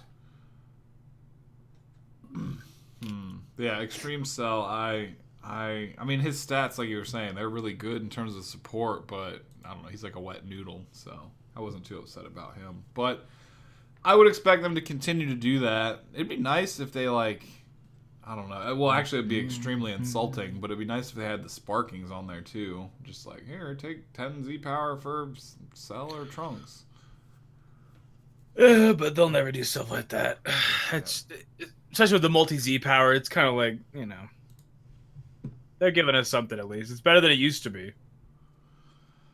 Yeah, that's true. Speaking of things that'll hopefully be better than they used to be soon, what have you guys' thoughts on the things they mentioned for the guilds upcoming in Legends? Like in that last video and stuff, they talked about 2 different things, one of which I personally thought was really lame sounding, and the other one was really cool sounding. The lame one to me was basically ghost playing against members of other guilds for points. Like, I guess they have their whatever team they last used and logged off with, and they don't happen to always be online at the same time as you, so real-time PvP is not really something they think that they can set up for guild versus guild, so instead you just play against basically bots, which, knowing the bots in this game, that's just what made it seem really lame for me.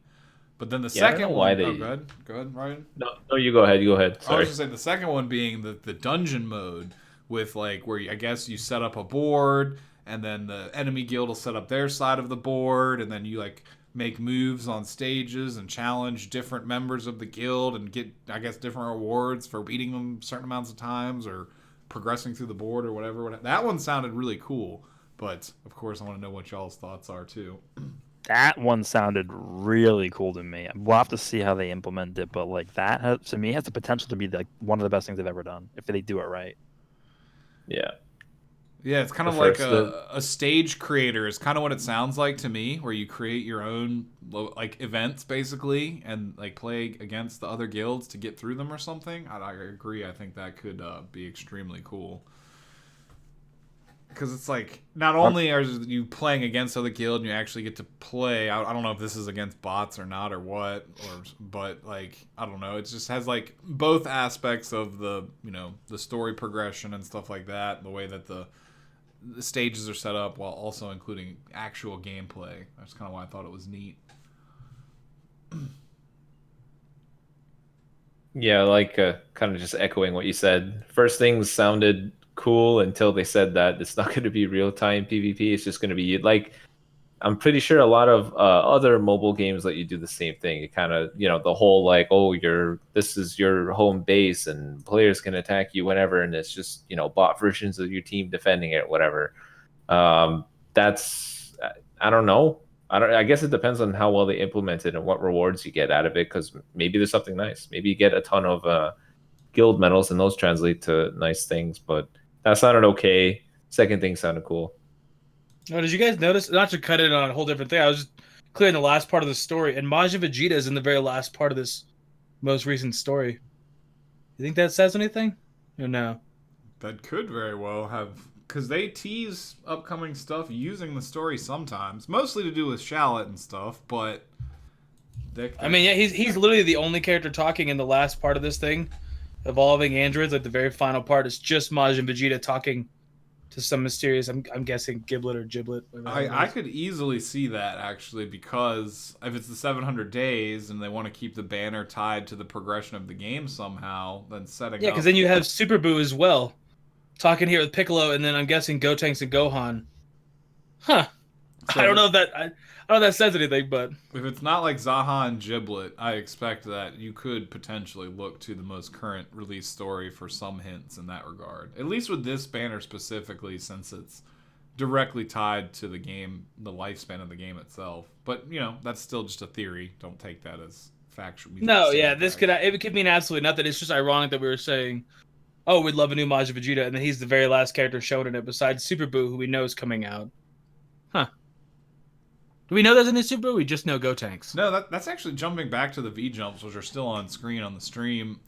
This is something very interesting they've done here, kind of unprecedented. I mean, well, they've actually done something like this before, where they've only shown off one actual new unit in the V-Jump, and on every single, summon banner in the course of forever, they've always paired units up when they're brand new. Sorry. So... Uh-oh. I just had a cough creep up on me there. Rona. No. But, so they've always had 2 units come out, but they have also in V-Jump intentionally not displayed other units that have dropped on, banners they've shown off to keep, surprise there. So who or if or what do you think is going to happen with this banner? Do you think there'll be another unit, or is this going to be, an event character, maybe, and that's why they're only showing him off by himself, or what?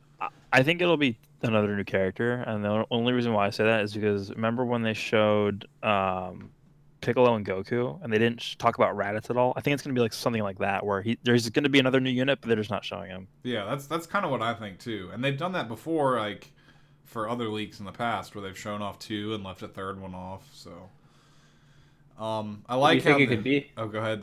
Before you go to that, I like how in the Gotenks win pose, it's got him with the pointy nose. I don't know if y'all noticed that. That's the best win screen in the game. Do you guys notice in our chat whenever I say something silly, that emoticon where it has the big nose? That's what I'm talking. That's exactly what I'm trying to replicate. The big Pinocchio nose that Gotenks has right there. Now you'll be able to do it. Just sample it in game and chop it down to emoji size. Yeah. What does that even mean? Why is his nose so big? I think it was a scene from the manga where he's or anime where he's I think it's isn't it a representation of ego, where he says something extremely trickery. Trickery. Oh yeah. Yeah. I'm the best type, I can beat anyone, and just bluffing basically, I think. I don't know. What do you guys think will come with the Gotenks? So do you think it'd be an Ultimate Gohan? Oh, we haven't. I could see that. The last one we got was the green one. Yeah, the 2 I was gonna say would be not necessarily Ultimate Gohan, but maybe Z Sword Gohan, where he's either in the green jumpsuit or the black, where it's the black one piece bodysuit underneath. Or I hope that's a Legends Road unit. I could see potentially even a God Key support Supreme Kai. Or Butanks or Bukalo maybe as an option too. Or a Goku that's... Oh, never mind. He's dead, and he'd be Super Saiyan 3, like the purple Like one. Dokkan. Yeah.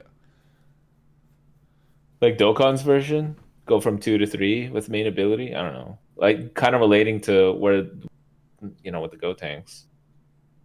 He wouldn't have that move that you so desperately want your Super Saiyan 3 Goku to have, but he'd still be an option for sure. Oh no, I just mean like in terms of what could possibly go with him, like at that point in time in the show, with what we're seeing or what they're referencing with his art. I mean, who else would go? I could maybe a Piccolo, but they just dropped a new LF, so I don't think it would be Piccolo. Like, what other side character could we see? Would it be a new Boo? I don't know. I would say Maybe it's right in the period of time where it would have to be like it goes Super Boo and then like the Buccalo, then Boo Tanks, then Buhan. So it would have to be like Buccalo or Boo Tanks or Supreme Kai or that Z Sword Gohan. I think those would be like the most logical choices. I'm shocked we don't have a Z Sword Gohan yet, honestly. You're talking about for like a step up or what? Well, just like the second character to pair up with this Go Tank. Oh, and then you would have an LF beyond that if it's a step up, yeah. No, are we assuming this is a UST? Because I think that's pretty fair to assume. It's either Legends Rising or UST. And the only reason I say Legends Rising is because the last Super Saiyan 3 Go Tanks originally debuted on Legends Rising with Super Boo.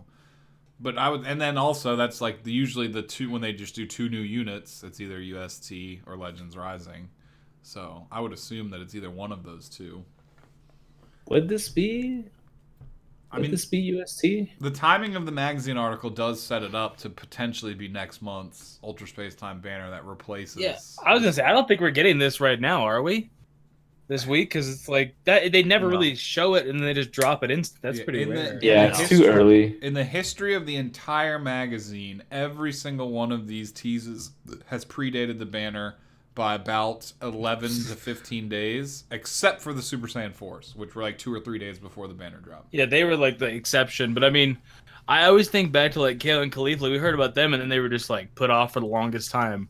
That's what I remember. That's like it probably started before that. That's just the one I remember. But I mean, think about like Piccolo and Goku and all that kind of stuff. We saw them and then it was like a month afterwards. So yeah, I don't think we're seeing this. We'll see some random crap. I don't know. It's probably a Legends Rising then, I would think. What do you guys think the Zenkai cooler is going to look like? Oh, he's going to be pretty good. Doesn't need much to be pretty good. Yeah, that's what I was about to say. Like, his kit is honestly still almost perfectly relevant. It's just his stats are starting to make... He's like, his stats are his biggest weak spot right now. But his kit is still functional. And you know he's going to get 3 passives, at least 2 of which are probably going to be really, really strong. And then the Zenkai abilities in there as well. First lineage of God, man. Can you imagine him as Zenkai 7 and then just have him on bench with Pod Frieza? I don't think I'm going to have to imagine that. I can just watch a Goresh video. Yeah, literally, we're just going to watch Goresh the day it comes out. Like, I don't have to think about it. Everyone's just going to get nuked, man. Imagine...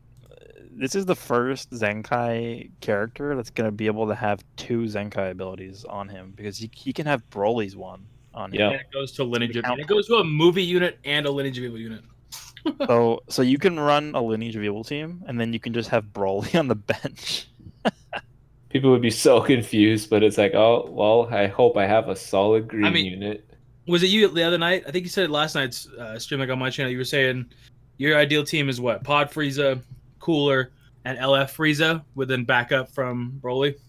Yeah, that might be what I want to try first. I don't know if it's going to be the best because I think you still want to find a way to weave in full power somehow because he's just so good.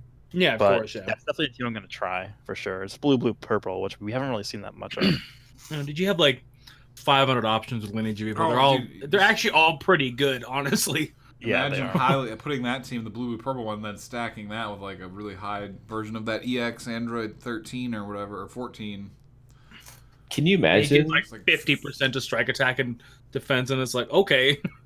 Yeah, I forgot about that actually. Or they just give him like a minor version of Purple Cooler's buffs. It's like, oh, we took some hits. Well, guess what? You just buffed up the entire lineage of evil tag. Enjoy. I would say he's going to be roughly equivalent. Maybe not 100%, but like we like in the stage 51 where you had to fight Cooler and Salza and whatnot. I would assume because like when you fought him there, he had all these different passives and buffs that the character itself does not actually have. So I wonder if they're going to structure it similar to that, where he's going to be, you know, like fighting that version of him. Like basically, I wonder what they're actually going to do to his kit, because right now he buffs his own strike attack pretty well, and he's got the swap buffs for Lineage of Evil for what damage and crit. So, like, what else do you think they would add to his kit? Do you think they're going to, like, make what he already has that much stronger? Or are you going to think they're going to round him out by giving him entirely different stuff? I think they're going to do something like, I'm sure maybe they're going to do something with LF Frieza in mind. So maybe it's like, you know, every time he lands a hit, special move damage goes up a certain percentage. And when he swaps out, I don't know, next ally gains a little bit more damage and some key. I think they would do something like that. That's it. Yeah, more key support for LOE definitely never hurts. Yeah, well, I mean, it seems like they're always revolving around throwing off blue cards because LF Frieza gives them plus 50% key recovery. It's like the whole idea is just keep shooting off blue cards. It's crazy whenever you hear like stats like that, and it's like a freaking LF that gives you supers, and they're like, yeah, he has 50% more key buff. I don't know. I agree with ZVG's statement. Green Cooler deserved one more than Blue Cooler. Yeah, absolutely. Well, yeah, either Green Cooler or the original yellow Final Form Frieza, because both of those characters are effectively useless right now, and the Blue Cooler still can be used. It's kind of a toss-up between him or Pod Frieza. I mean, the Pod Frieza.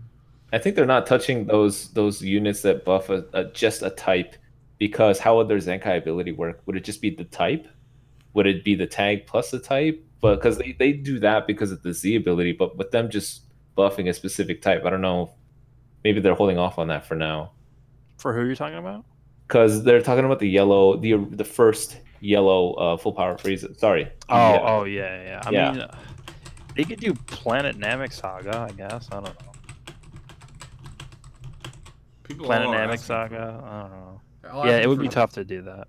Guild chat, but I don't think they'll ever incorporate chat into this game because of potential harassment issues. So it would never end. Think about how much they limit. You can't even like name your guild like anything. Like it's so restricted. Oh yeah, and then typing in the description, it's like these. I put like join up and have fun, and it's like these characters are restricted. You can't type that. I'm exactly. Like, what? You know, you can't even put SSJ3 as your name. Yeah. I don't know why. I'm guessing ass. I don't. And they're like, oh, well, that might spell ass. There's 2 S's in that. That's what I'm thinking too. But that seems so weird to me. It's like you should know what this is. Why would this word not be excluded? Like in this sense, Bandai, they remind me of Nintendo in this sense, where they don't care that you want in-game chat. Go somewhere else and find it. Like, oh, you just use Discord or just download this third-party Nintendo app or something, but don't look for it here because we don't want you calling little kids like racial slurs or telling them you're banging their mom like Xbox Live circa 2004. Like, so I think that's still 2020. I don't know, man. Yeah, it's still, but I think if they did anything, they could like include the stamps to work. I mean, there already kind of is a guild chat where you can go in and it'll be like, this person pulled this or this person pulled that, and you can like react to it with the stamps. But that's like the limit of the guild communication right now. This is a little unrelated, but have you guys seen this? People are saying 7 + 7 = an M. 700 days equals Majin Vegeta. Seems like a bit of a stretch, but a little bit, you know. I always am skeptical when it comes to numerology. Yeah, I mean, like they've done it before. If you put a 7 and a 7 together, flipped one, you just get an equilateral triangle. I don't understand. I wish they would just bring back those teasers. Those are actually pretty fun. Yeah, I miss where it's like those a too. snow cone or a cupcake. The shaved ice is so good. Yeah, that one and the math. Everyone immediately discovered Wolfram Alpha. They're like, oh, what is this tool? I need to figure out the math behind this. That snow cone one was so obvious. That was a little bit too obvious. Yeah, okay. Most people overlook the cup with being purple for hit. That was the first thing I said. I was like, the cup's purple. Like, that's hit in Goku. It's like, okay, cool, thanks. Yeah, they could make one that's less obvious but equally complex. Like I liked the ones where it was like it wasn't like an outward hint necessarily, but there'd be like a graphic design thing where if the picture like you like turned the transparency down, you could see like in faint black text like Beerus, Goku, whatever the names that were inside the lettering, stuff like that. The text having like a Patara earring, or the zero being clearly Gotenks' volleyball, like stuff like that. I miss those. Yeah, I The hat definitely for agree. 13. Remember that one? Yeah. Yeah, all that stuff was money. And that's like a great way to interact with the community. Like I don't know how much social media y'all actually engage in, but I think the best example of a social media team that's ever existed is like Arby's. Oh, dude, they're ridiculous, dude. Like they're on point with everything. Yeah, and all they do is they have that guy or girl or whoever it is that is extremely skilled with paper crafting, and they make a bunch of pop culture references. And I mean, it's Arby's. You go there for like a packaged meat sandwich, but they'll have like Cloud, Sephiroth, like anime, My Hero Academia, all this different really trendy Whatever's happening. Yeah, dude, they're on point. It's literally the day I'll like buy a game. And I get home and I go on Twitter and I'm like, oh shit, yeah, Arby's doing this too. Like they're making paper crafts of Animal Crossing or something the day Animal Crossing drops. Yeah, and like that was the cool aspect of those types of teasers with Legends also. They're really engaging for the community, which I think is something they should definitely pursue. Oh, dude, think about how many times like all that stuff would happen when they revealed that. We'd all be tweeting about it, and retweeting about it, how hyped people were getting. Yeah, got us talking. It was so exciting. Playing detective and like everyone became a mathematician. It was great. Everyone, it was awesome. Yeah, I hope they do it for the anniversary. Find some way to just tease what the lineup is going to be like. Just have a big picture. It's like, okay, what? All right, what's the analysis? How do we figure out what is here? Oh, that table has 3 legs. What does it mean? Just something. It was great. Got us all talking. Got us all hyped up. They did a good ass job with Vegeta's reveal last year. I don't think any of us saw that coming until right when it happened. That it was like, boom, dude, we're getting freaking Vegeta. That was really good. I just don't see it happening again. Obviously, Vegeta's reveal. His reveal last year at the very end of that tournament. Yeah, that was cool. That's like the best. That's what they do for Dragon Ball Fighters, like the World Tournament, the World Championship. At the end of that, they'll drop all their hype reveals and stuff. That's a great way to do it too. Or even like the Super 17, the math equation one. I thought that was really neat. You think they're gonna do another tournament? I don't think. I don't think they will either. I just liked it last year. I want something that hype where it was like nobody saw it coming. Like now we kind of when we were getting into the picture things on Twitter and stuff, it was like we started seeing it coming a little bit. Oh, they're tweeting something out. Let's decode this. Whatever. I was looking for hidden messages in it, but like the Vegeta one was just like, boom, here's a damn new character for you. I definitely think they should do that tournament again, just to hype up the community and have little better, maybe official to watch. Definitely, they should do that again, but when and if they actually will, I don't know. Yeah, I'm guessing it was a pain in the butt to set up. I can only imagine. Oh yeah, right now, especially with the virus stuff going on, it's not going to happen. But in the future, like if they even did that like once every 2 or 3 years, that would be really cool. For as much as we already talked about Dokkan, Jose. Sorry, guy in the chat keeps saying let's talk about Dokkan already. We already talked about Dokkan. Yeah, Dokkan was first. Just rewind to the first. Dokkan was the whole first 55 minutes of the podcast. Someone else said, Goresh, what do you want to see for LOE in the future? Well, we got the Zenkai cooler, but what else do you think would be good? I mean, it should be obvious. Metal cooler, army, golden. I mean, yeah, if they ever want to jump into heroes, that would be cool. But like Angel Gold and Frieza, we don't have yet from the Tournament of Power. They could do like a transforming one too. Like there's so many options. Like transforming final form into full power is one. There's a million things they could do. I mean, they gave us an LF first form Frieza. Like no one was expecting that. There's a lot more diversity they could do with stuff like that too, because we've seen with like the Piccolo and Bardock that they're now including cosmetic changes as like the key focus of the transformation. So like Bardock putting on a bandana, or Piccolo removing his cape, or like you said, Frieza just going from skinny to buff but still staying in the same form. Like literally any transformation that Frieza does would look so cool in Legends. Like think about the cooler transformation from just like to final form. That one looks really good. Oh yeah, the detail So if they they put did, into the mouth guard coming Yeah. up. Yeah. So if they did like a first form, transform it into second, like what if they did? This is what I want to see. I want to see a first form Frieza who transforms all the way to final form, like multiple times. You do like first, second, third, fourth, and then I was engage. gonna say that as a joke because of how many go through, but I mean, if you want it, it would be cool to see. That would take so much work to do. I don't think they're gonna do that, but that would be like that's a pipe dream. If they would ever do that, that would be insane. They just give him endurance twice, and when you use him, he's the only unit you can bring. That would be crazy if they made like playable boss type characters like that.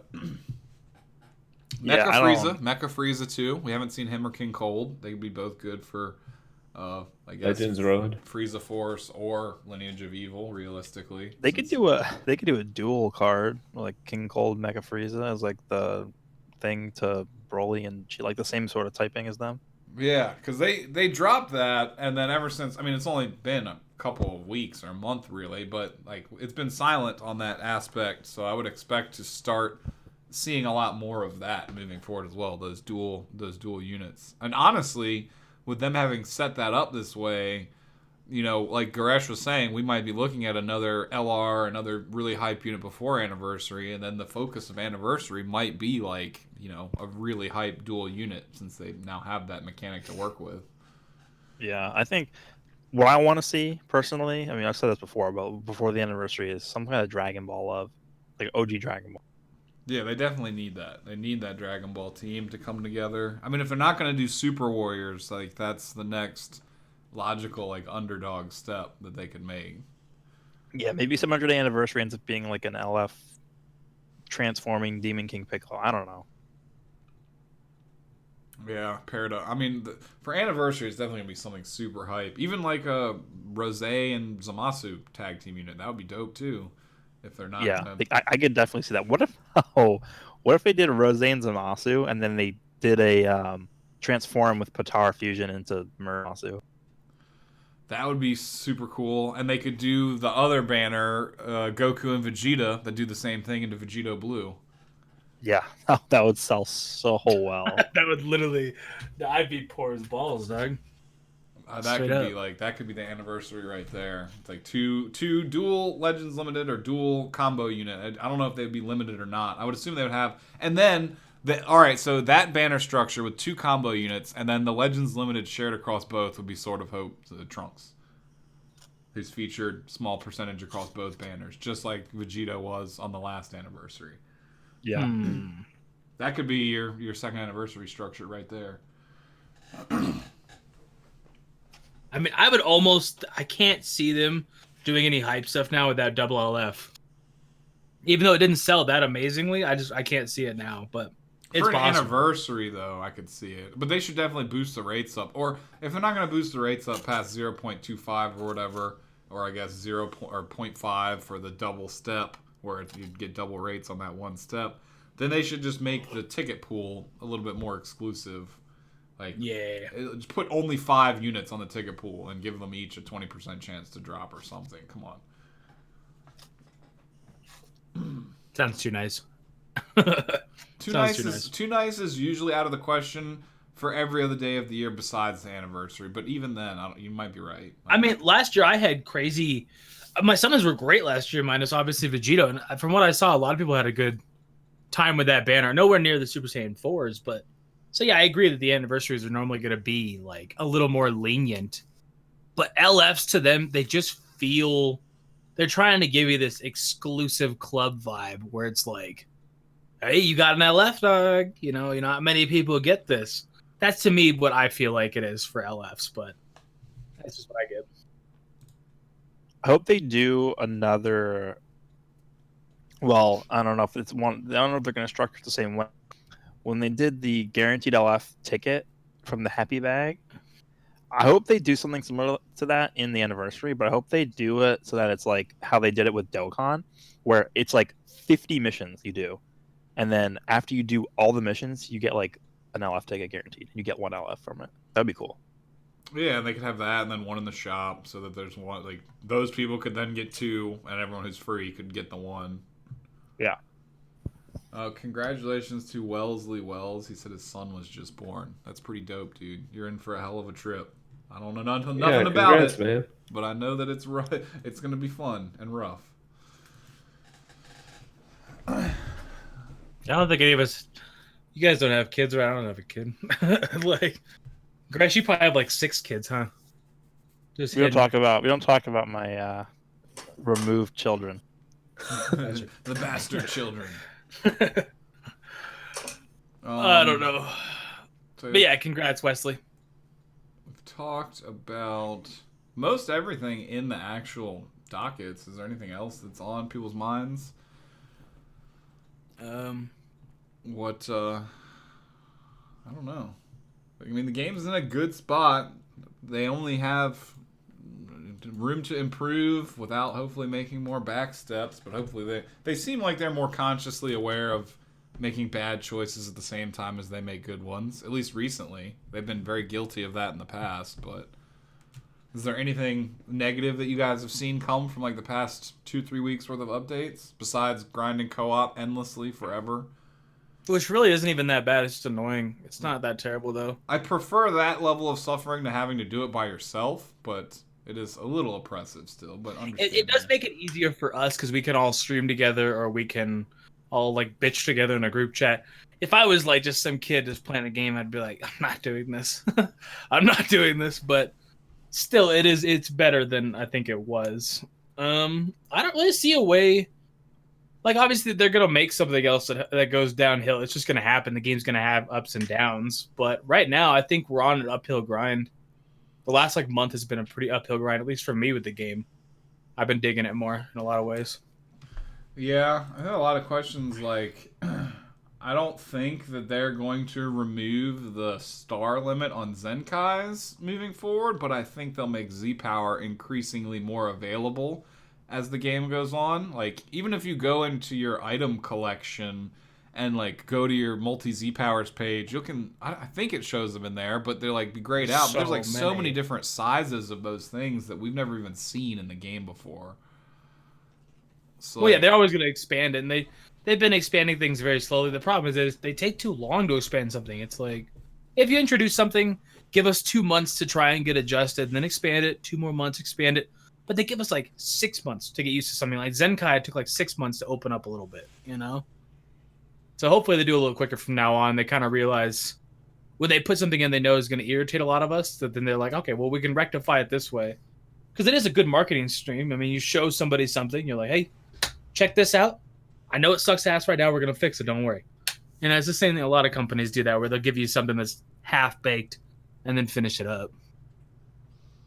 Yeah. Do you guys think there's going to be any combat changes coming to the actual PvP system, like what they did with the tackle? Yeah, please. That's the biggest thing that I'm asking for. I think they will, though, because in the news, when they talk about the feedback update, they said that the more critical things that take more work are coming later. So I think definitely more. I think what we got now is just the things that they could release as soon as possible. Like a first wave, basically. Yeah, I think we're bound for quite a revamp when the anniversary rolls around. I think there's going to be quite a bit.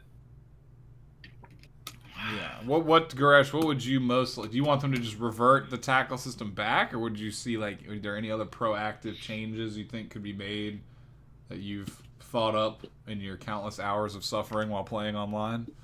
I think a lot of the things that have to do with backfloating is unnecessary. Tackle isn't necessarily a bad thing, but like the fact that it like it's basically like they tried to buff it, but then they made it so that everyone's relying way too heavily on like the main ability or the green card, and main abilities and green cards are just way too powerful now. And it's like people don't even care about what they do as long as they let you stop the game for 2 seconds. It's good enough. They could literally be doing nothing, and it'd be worth it to pop a green card and waste your key on that because you get to see what your opponent's doing. That's why I feel like that's an issue with tackle, actually, because let's say your enemy tackles you, and you use your green card, and you see that your enemy's tackling you, you win because you can just strike them and then you start a combo, and that's like the whole match is over. So I think it's just too snowbally from that point onward. So I don't know how they would even fix that. I mean, maybe it's just I think it's something that they never really thought out too much because tackle wasn't in the game when the game released. And it's also an issue with strikes overriding tackle as well. So I mean, it's a whole bunch of things they would need to change. Something else I would change is Rising Rush. I have a video coming out probably tomorrow or the day after about how I would fix Rising Rush, but basically it's you need to have Rising Rush in the game because it's just you're never going to kill Regen without Rising Rush. Yeah, that's true. But there are ways to make it so much more competitive and less just completely an ass pull. I think they need to figure out ways to make it more so benefiting the player who's losing. That and to make it, it sounds, we've said this a million times, but just less RNG dependent. I think that if you lose the Rising Rush guess, which the guesswork, I don't know, I think it should be removed altogether. But if you lose it, like having it returned to neutral instead of giving a free combo to the other player would be a good start. I think it should function off like a meter instead of randomly collecting Dragon Balls. Or if it's going to be Dragon Balls, assign the draw of the Dragon Balls exactly the same to the players. Like each player draws all of them at the same time. That system is really imbalanced, especially for the people that start getting their second and third Rising Rushes while the other player gets left behind. But yeah, just there are so many RNG aspects of the Rising Rush that prevent this game from being recognized as like a legitimate competitive game. But like you said, the damage is necessary. They need that finishing move style of hit in the game because all a character's stats and kits are kind of balanced around like the health, the defense, and everything where it's at right now. So just making it like something that functions off a meter that builds as you like attack and deal damage, and then just make it deal a little less damage, but just make it a guaranteed hit. So like you just remove all the RNG out of it altogether, and like you could even say the same thing about like feint and paralysis too, because like a lot of that stuff is just based off of RNG. Like if you paralyze somebody, and like if you're talking about somebody who has paralysis in their kit, like the odds of you getting off a paralyze on the enemy is super high. But then it depends on how much it like actually procs on the enemy. Like they could be sitting there for 10 seconds in a chain of paralysis and they can't do anything. Like that should not be something that determines whether or not you win or lose. Like that's just stupid. Yeah, I agree. If they refined the gameplay, and I know they like some of these weird, random, quirky things, but they don't ultimately impact gameplay the ways that the developers initially intended. I don't think like they intended Rising Rush to be like, oh, this crazy comeback mechanic, but at the same time, you could just lose your Rising Rush, lose your ability to come back, and then the enemy does theirs and just seals their victory, and you're just completely screwed. So, yeah, I think they need to think of a system, or this obviously is not something that's easy to think about because you're basically rebalancing the entire game because Rising Rush is like a huge part of the game. I think they need to think of a system where instead of Dragon Balls being on cards, I think it should be more so based around like if you take a certain amount of damage, you get Dragon Balls based off of how much damage you've taken or something like that. Huh. Yeah, kind of like building. That actually isn't bad. Final Fantasy or something, or even Dragon Ball FighterZ. Like as you do inputs, as you get hit, those are the things that build your special meter, like more in line with like a Street Fighter or something. But I never thought it is kind of ass backwards, isn't it? When you look at like you're the one getting the cards off to get to the Rising Rush, when it's supposed to be a comeback mechanic, but you're just dominating them and like beating their ass by getting cards faster. You have a faster card draw speed. You're doing more damage. All this stuff. It is actually kind of ass backwards. I think there's really two ways they can take this. I'm going to talk about this in my video, so I'm not going to say everything, but you do it that way. You change the whole Dragon Ball mechanic.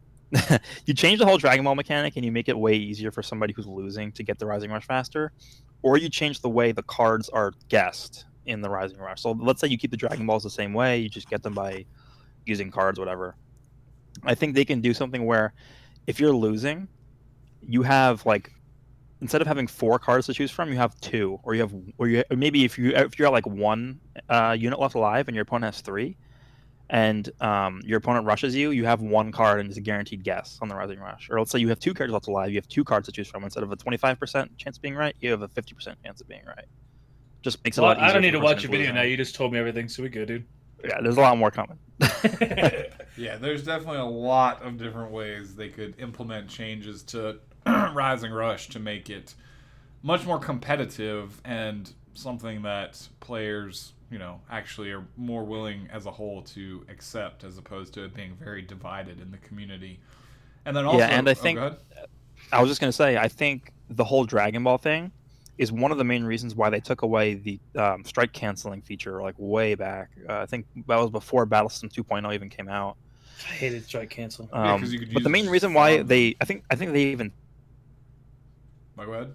said that the main reason why they removed that was because people would just farm Rising Rushes from it. But like they could just instead of putting a band-aid on like that whole thing, they could just revamp the way Dragon Balls work, and then they wouldn't have to change the battle system that much. Yeah, I agree. The system is just a little bit too all over the place, with a little bit more refinement and more specific intentions for when to use it, when not to use it, instead of just something that you throw out all willy-nilly, no matter if you have 3 characters left or 1. I think it would help improve the game a lot. And circling back to tackle, I think the easiest thing they could do to make it so much less annoying is just to make the close range tap punches clash with the mid range tackle again. Like, I don't understand why it doesn't, but even just that would be like you could just tap punch to ward off the tackle instead of having to burn a red card or waste your banish. I think it should.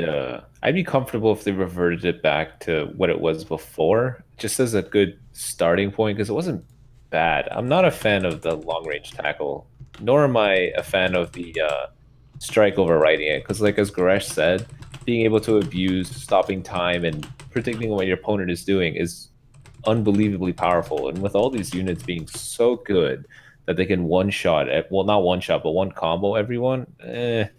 This spells for a pretty troubling, I don't know, battle system right now.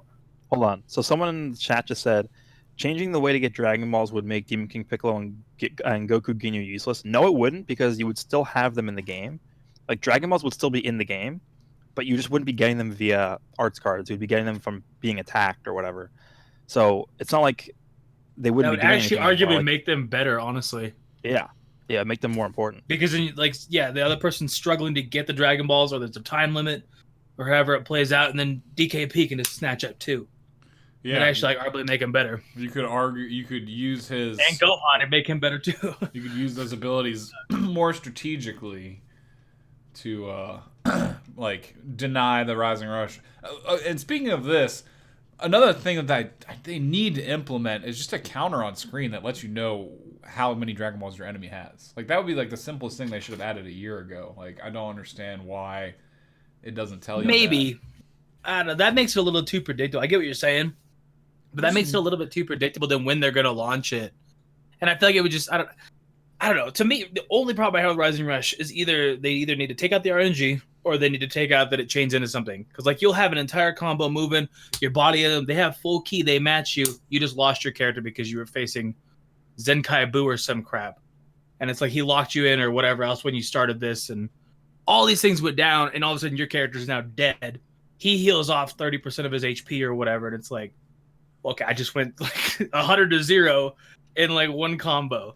So it's like they either take out the RNG or the chaining, and I'm fine at that point. But they should also do, I don't know, the window of, so if your opponent Rising Rushes you and they miss, the window of opportunity for you to retaliate is very tiny, and they can just vanish. And I think they should make it bigger. I think the risk of using a Rising Rush is very minimal. I think they should make it bigger. Like, if you miss, I should be able to hit you. Remember that meta where people would just launch a Rising Rush? This is what I was about to say. They did that to chain with Gohan, with LF Gohan. Because if you miss, I know, but the meta was you would guarantee kill somebody. Yeah. Oh yeah, to force the vanish with the Rising Rush. Yeah. I loved that strategy. I actually kind of missed that meta. I really liked that but strategy. the thing is they changed it so that if you missed, you're stuck there. You can't chain it into a combo. That's what people used to do before. What I'm saying is, like, if they use it and miss, you should be able to hit them, because they took a big risk to use that and they failed. But they can still vanish. Yeah, massive punishing. Tiny. I don't know, man. Punishing. This game isn't very punishing on a lot of things. And I think that's the problem. That's why people play so passively, because you don't get punished by making stupid mistakes when you're using some of these high up teams. Think about Gohan and Bojack. There's no punishing that team. Like, you don't, they don't. You can make 50 million mistakes. Same thing with Boo. Oh no, I lost 50% of my HP. It's back. You know, it's like that's the problem with the high up teams. I don't know. There's so many things that Rising Rush isn't the only issue. It's just annoying to me. I don't know. I don't have any Well, ideas. I think Rising Rush has the most impact out of any mechanic on fights, which should not be the case. I think that needs to change. That's the number one thing. It absolutely does. I mean, it really, if you just limit it to one, I think that would solve a fair amount of things too. Like, limit to one, take out a little bit of the RNG. You don't need to limit it all the RNG. It's still going to have a tiny bit. And then the chaining thing, and I'd be fine with it, but I don't know. Another thing I think they could be cool, which someone kind of mentioned in the chat, and what Goresh kind of mentioned earlier with scaling the damage it does, is to have a system where, like, if you have 3 characters left alive, the Rising Rush is got the little red lockout thing on it, like, you know, what Beerus does to your main ability. And then once you get down to 2 characters left alive, you can get your dragon. Well, you can get them and have them; it'll just be locked out. But once you get down to 2 characters left alive, the yellow icon for Rising Rush will become available. And then if you're down to your very last character, like that blue one will come up, like how it is in co-op if you do like a double Rising Rush, to really kind of encourage. And then they can scale the damage accordingly. So like the gold one will do like at max like 500,000 damage. And they can even cap that. Like it could just be a solid 500,000 damage, no matter of color type, weakness, nothing, anything. So it's just gonna do that much, and you know, roundabout, is this gonna win the fight for me, or is it gonna lose? I don't know. But and then the blue one, I just have to, I have to yeah. speak real quick. Perfect, Slanak, please don't let Brad speak. I'm just gonna speak for a second, just to make sure I'm getting it in there. I'm just speaking, so you're good. You can go, dude. You're fine. Sorry. But yeah, doing like the way that co-op has the different tiered ones to encourage usage when it's a more desperate situation, which would be kind of in line with what we mentioned earlier, would be kind of a neat change too. I'm a casual. I didn't realize I was casual. My bad. We're talking high rank stuff here. Yeah, I got you. You should become a creator then, dude. Anyways, go ahead. But yeah, so definitely lots of changes that they could make to make the game, I don't want to say like, oh, they should copy Dragon Ball FighterZ or anything like that, but just to foster the competitive scene. Because like I have a lot of people right now asking, like, tell Toshi or like, pass the information up the chain to just make the LBR mode constantly available for casual matches so that we can run our tournaments on our own without using Rising Rush. With like basically they'll circumnavigate the game design to make the game more competitive for their custom tournaments and stuff. So, why Which not? makes sense to me. Yeah, I mean, that's... level the playing field. Let us be 14-star maxed out everything. It doesn't make sense for that. For our stars to still matter in private matches too. I agree with that. Yeah, and then like, it would make sense if the game itself was more aware of being more competitive, but in the meantime they could cater to that, to the casual matches and then people hosting their own tournaments and stuff. I don't know, little changes and stuff like that always be nice. I'm assuming there's a good bit of Twitter questions also we could look at. I think the game just needs a lot of quality of life changes, because it's this half PvP, half PvE thing where it's like, you can't just have people who don't want to play PvP be like, feel forced to that's the only content, Some people just want to play PvE and they just want to chill and use Goku and this and that and clear stage 51 and get CC and summon. They don't want to do PvP, but the game is like 80% PvP. I don't know. Good. Yeah, and that's just something where I like, in what we mentioned earlier, I like how they add the missions that cater to multiple different game modes, so you can have more control over getting things done, but playing the game the way that you personally enjoy. Oh yeah, that's the thing. It's just not tailored very well, because it acts like everybody's gonna play PvP. Yeah, and then like some weeks nothing is happening, and like we have like Ultimate Battle, and they're like, we'll just play PvE. I don't know, grind co-op, and it's like some people don't want to do that, Whatever. What do you got? Anyone else have any thoughts about any changes like that, or should we just hit up the Twitter questions? Let's say we got first in line here.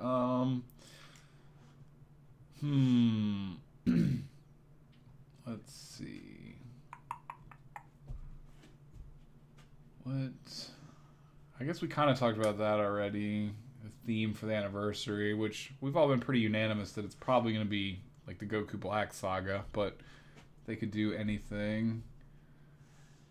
I do not believe, this is just kind of me directly responding to this person asked, do you think the transforming Super Saiyan 3 Gotenks is the last quote-unquote bait before the anniversary? Probably not. No, it'll be something else. Yeah, it'll definitely be something else, because I don't think he's going to be a Legends Limited unit. Wait, why wouldn't he be? Isn't the anniversary in like 40 something days, and this is going to be what, 2? I guess that's true. That'd be in like 30 days, something like that. 20 days. So it could be the final. He might be the last day, sort of new unit until the anniversary. I would say if he's an LF, I ain't going for him. I'll tell you that much. It's Gotenks is an LF. If he's an LF, I mean, they did last year. Was Goten right before the anniversary? He showed up on Legends Rising with Kid Buu, almost right now, like last year, like maybe like a week ago or something like that. Last year. Yeah, Legends Rising, the yellow one with the Super Buu. Okay. Either way. Most of these other questions are, I don't know how to answer someone. Like, do you think they'll bring back the Goku Everyday banner for anytime soon? I don't know. Yeah, May 9th. Yeah, for Goku Day. I could well imagine them doing that, which would be... It's already almost Goku Day again? Oh my god, dude. These years go too fast in this game. Well, either that or I just don't pay attention. Well, it's a bit of both for me, I feel you.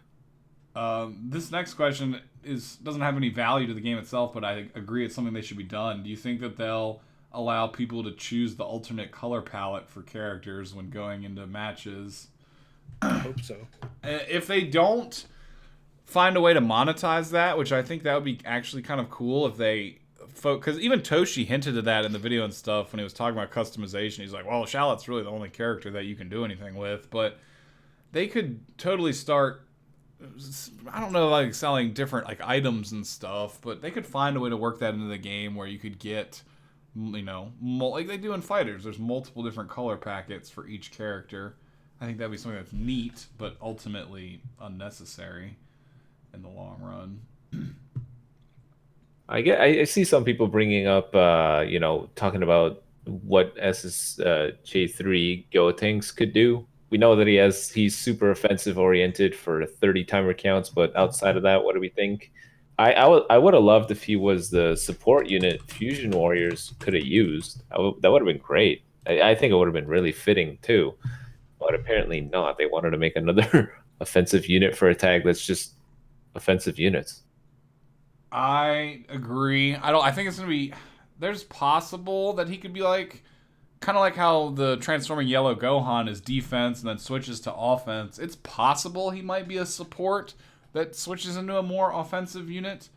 I'm not gonna hold my breath that that's how it's gonna turn out, but the support is really what Fusions needs the most. So it'd be really cool if he did have a multi-role functionality to him, before. My only issue with that is that if he was a support unit before he transformed, nobody would transform.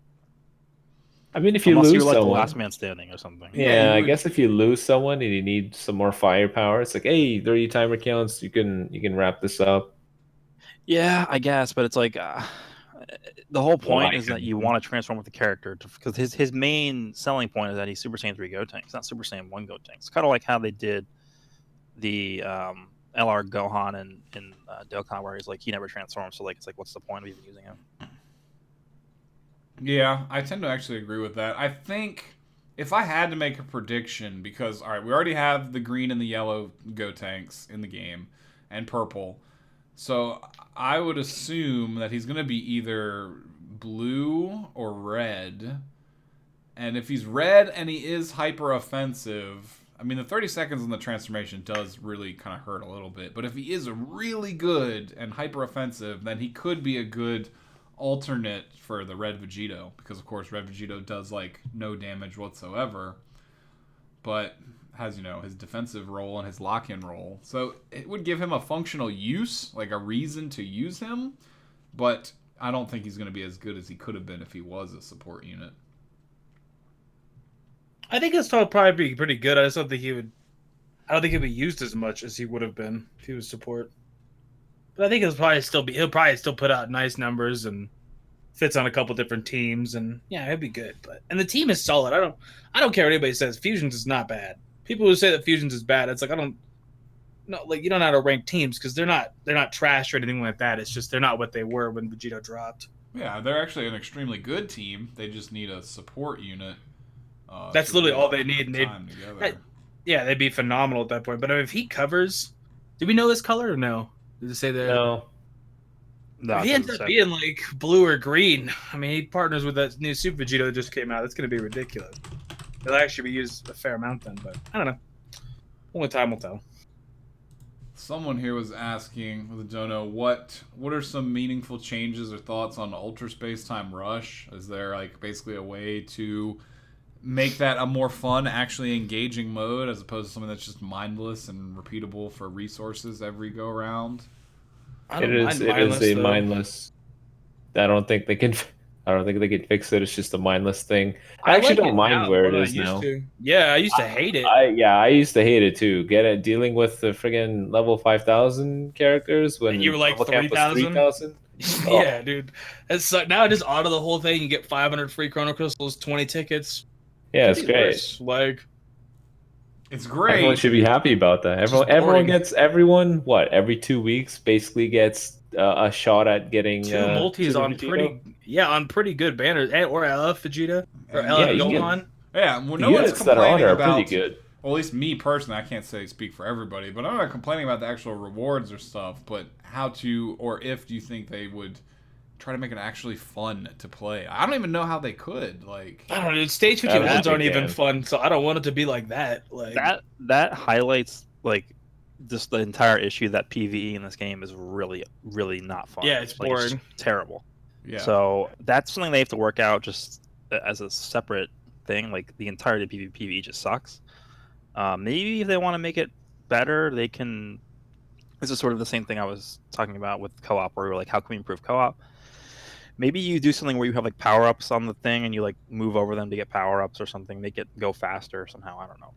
Because right now, the only auxiliary function of that, besides just collecting all the free rewards and wasting time on the game, is the equipment awakening system, which they don't really. It's terrible. Yeah, they don't really. So bad. They're not keeping up with that system to keep it relevant with the game as it's progressing. Not right now, anyway. I think that would be another good. Like right now, they're kind of examining the Z Metal shop and kind of rehashing that a little bit. I think the equipment awakening system would be another good point of interest for them to invest some research and redevelopment into as well. Well, so like people who don't like Dokkan and whatever else doesn't really apply to you too much, but what makes Dokkan fun for you, Goresh?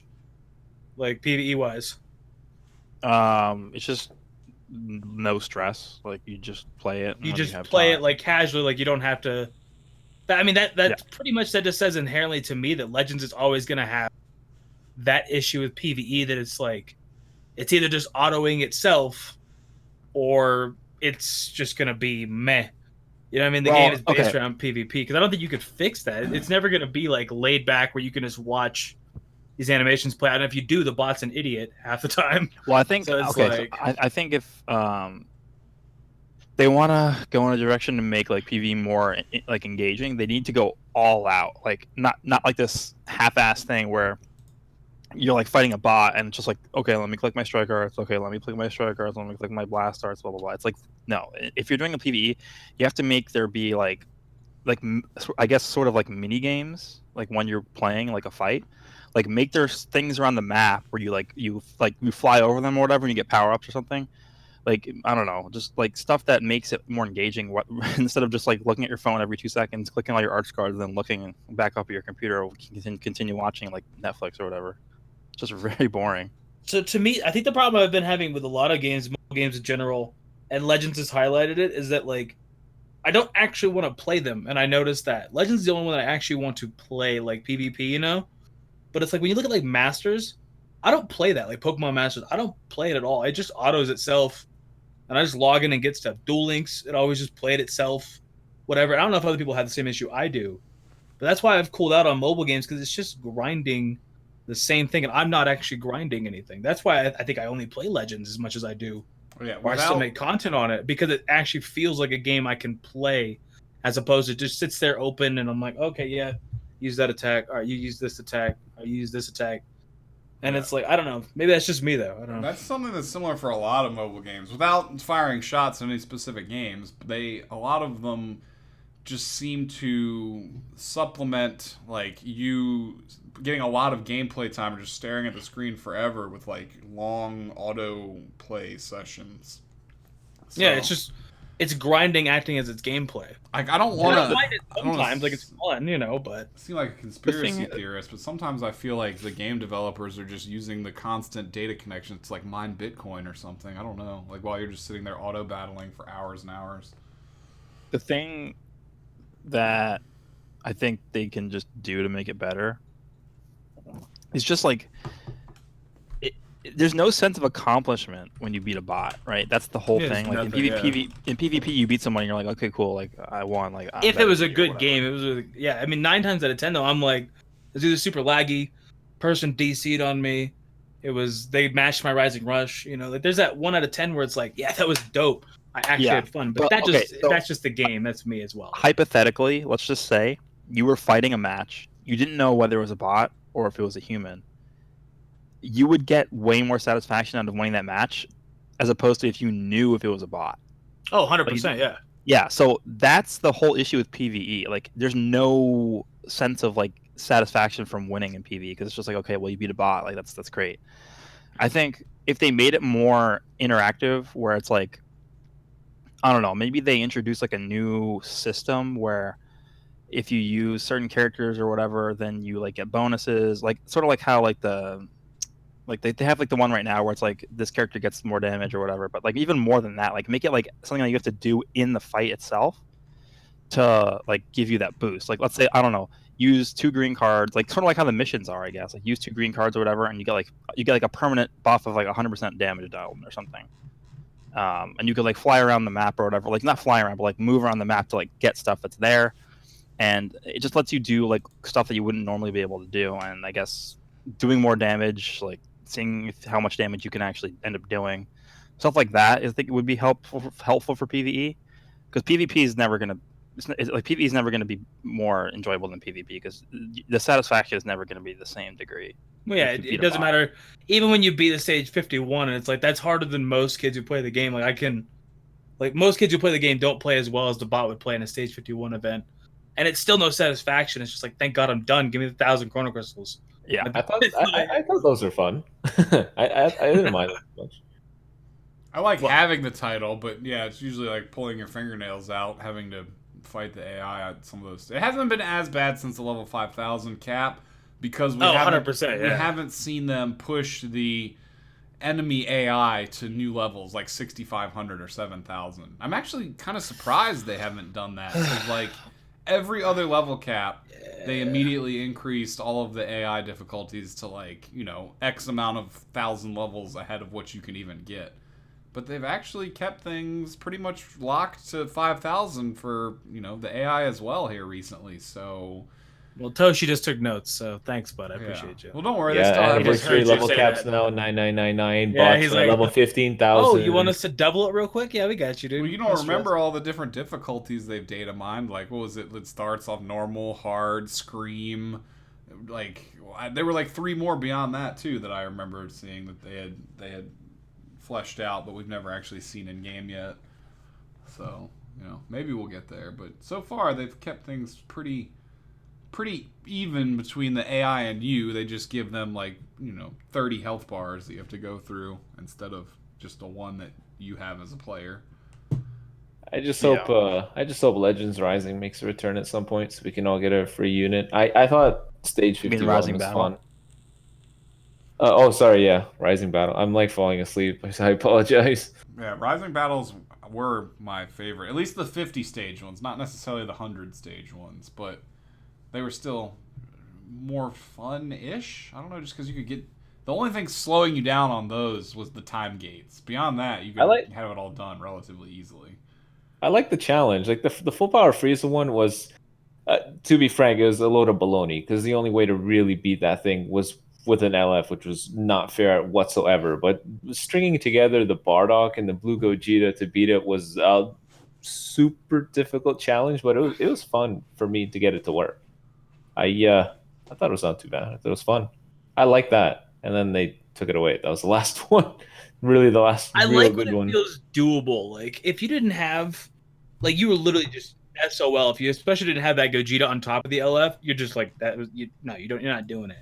You know what I mean? Like I almost got it with that purple Trunks, and when I say almost, it was like he had like 10,000 health left when I freaking lost my transformation. That I was pissed, but whatever, it doesn't matter. But it was still kind of like No, those are exciting fun when to you were like close to beating really it. get it going. But that was, I agree that it was slightly, it's too over the top making an LF. If it had just been whatever blue character had just come out, whatever, or like full power Frieza had been the one that was beneficial in that event, not being yellow versus red, which was really fun. That was dope. I'd have been fine with it. It was the LF part that was kind of like kids aren't gonna have this unless you kind of wail a little bit. You get a little bit lucky, and it's like it's kind of just. I like it nowadays. They give you the little bit of broken up. You get what 300, 500, 200, something like that. 200, 300, 500, not just 1,000 at once. Is that what it is? Anybody? What? Yes, I agree. I don't know what you just said, but I agree. Is it 200, 300, 500 now instead of just getting 1,000 all at once? That's what it is. Oh, Yeah. the way they've subdivided up the rewards. Yeah. I like that more. It's kind of annoying at the same time, but it gives at least kids can get to that 500, potentially then kind of pull with their own 500, maybe get a boost character that helps them with it. That I do kind of like. I don't know. It's up in the air, which is better, honestly. It's good just because they always time gate the later one, so at least you get something. It's like, okay, they're gonna open up to stage 30. It's like, all right, this 200. It's not make or break or anything, but I mean, it's something. Here's a little bit, as opposed to nothing at all. Yeah, definitely. These kids who don't have the boost character, they didn't pull an LF, didn't pull this or that. They'll still be able Yada, to yada. get, At least get something something from for it. the different tiers they can ascend to, as opposed to locking it all behind the final stage. Yeah. Yeah, so it's 50-50 on which is actually better, but I hate to do it. I actually have to dip. My mom's called me like 5 times, and I'm assuming something's actually up. You're good. We're just So I hate kind of to do it rolling too. through questions, and we're gonna be wrapping up soon anyway. If you guys desperately need me, just tweet me or something, but I gotta dip out. All right, I will catch you guys around. See you, man. Peace out, ya. Brad. 2 other people are asking: A, do you ever think color meta teams will be more relevant in the team or in the game? And then the other question is B, do you ever think we'll get a playable dark type unit? And I'm actually not sure about the second one, about playable dark units, but I would assume that I don't know if color-based teams will ever be like a priority for them, but I think that the devs will always consider them as like a secondary option, like with characters like EX Broly and EX Android 14. But I don't know if they'll ever... I mean, with Zenkais, I would assume, eventually you'll see just purely dual chromatic teams take a spotlight. But with just regular units, I'm not entirely sure yet. You can see that they're trying to make a push for it. Like units like Extreme Broly and whatnot, that high buff for basically mono yellow. Yeah, they're trying to. Like benching I think, those units with like the Zenkai, like 2 yellow Zenkais that each support each other. Like in the future, I think that'll be really effective. But go ahead. Yeah, I can see him be good. And not to say that they're not good now. They're pretty strong. But if Toshi's plan with that, that unique PvP thing where it's like, oh, you choose your opponent's team, if that became a thing, no doubt in my mind, mono teams would be far more valuable because it's like they can do no wrong. You're always gonna have to choose a red or a yellow or whatever. And then for a dark type, I could see it. He did talk about summoning for story-related characters, and there are some dark types there. If they ever released a summonable dark type unit that was acquirable, his kit and stats would have to suck because he's gonna have type advantage over everybody. Wasn't it just over light? No, it's over every color that's not light. Light is good against dark, but dark is good against every other color. Oh, that's why I think Toshi. Someone pointed out that Toshi at some point alluded to the fact that there'll be no player-controlled dark characters ever. Yeah, it makes sense. That would be insane. Like you would have to run Shallot, and that's not healthy. Yeah, and I don't even know if they'll ever be, unless they make Zaha like a light unit. I'm not entirely sure we'll ever see another playable one of that type either. Maybe. Well, light types are a lot less toxic for the game, right? Because they're just neutral to everybody. That's fair. I could see them doing another light type. Is Zaha light? I don't remember. Is what Zaha? Was he in the story? No, is he light type? Is he? I don't remember. They've assigned him like I think random colors on story stages where you've had him playable before. Yeah, I think in one he was purple. I think if I'm not mistaken. I think they would just give him a normal color. I don't think they would give him a light type. What about? Do you think we'll ever get like a playable like? And what color type do you think would be? God damn it! What's just his giblet? There you go, giblet, whatever. Yeah, so he's always dark, right, in the story mode. That's the thing with him. Mm-hmm. I think they would just give him a normal type as well. Yeah, as I said in the chat, Pars is saying Toshi alluded that Shout would probably be the only light type we ever see in the game. But that could always change, you know. Everything they say, well, most everything they say, some things will never change. But other things, I don't know, might have... Yeah, like two LFs in at once would be too stressful for the player. Yeah. And then I hope everybody's having a good time with Frieza and Piccolo. Yeah. That was one of my best memes. I love that. That was hilarious. I was dying. That quote did not age well from Toshi. Not at all. Yeah, so some things I would assume that we might get a playable version of Giblet at some point, but I don't know. I guess that all depends on what actually happens in the lore of the story. I mean, as weird as that sounds, like I don't know if they'd ever like kill a character off or what. I mean, even in Dragon Ball, death isn't permanent anyway, so I don't know. The story might impact stuff like that, but what's another good question that we have? Scroll.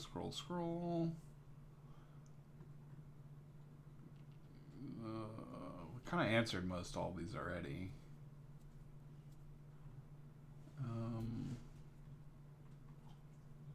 Oh yeah, there's that 7 + 7 = M Majin Vegeta comment. I see that. Did somebody make that a question? It was just a comment. It just says 7 + 7 = M. 700 days equals Majin Vegeta. That is the biggest stretch I've ever seen. Yeah, 7 + 7 makes a triangle, not an M. Yeah, well, you have to flip it around, right? At like a 45-degree angle, kind of. Okay. You'd have to angle it, but even then, it'd be kind of funny. I just wish they would bring those teasers back. Those were fun. Yeah, that's what I miss the most too. The speculation was really cool. I mean, I love speculating about everything, so that's, I don't know, this is right up my alley. It got us all to talking too. It's easy publicity. Everyone just retweeting it. Everyone talking about it. Maybe get a hashtag I remember the cooler going. one. The cooler one was like them just tweeting out a bunch of words. Yeah, I love all those obscure little ones that they do. I do hope that they do more of that in the future. That's pretty much all the questions too. Scrolling through, I mean, there were more, but they've all stuff that we've like answered twice already. Like, what do you think about new anniversary ideas and themes and stuff? I still can either be Shadow Dragon Saga for GT or End of the Future Trunks arc. Those are the two things I see happening. Or maybe movie related. I think it could be. Small chance. Well, the only movie that would really be anniversary worthy is a Broly movie. Yeah, that's what I meant. I meant like touching back into that, releasing the Blue Gogeta and New Broly. Yeah, I mean, they could release Gogeta. I don't think they will, but I would not be shocked if they did. Yeah, I think they've hung on to the guy for a little too long at this point. Like, how much longer are they gonna wait? Yeah, I mean, again, I think one of the two biggest mistakes they ever made in this game was not releasing Blue Gogeta back when the Broly movie came out. Yeah.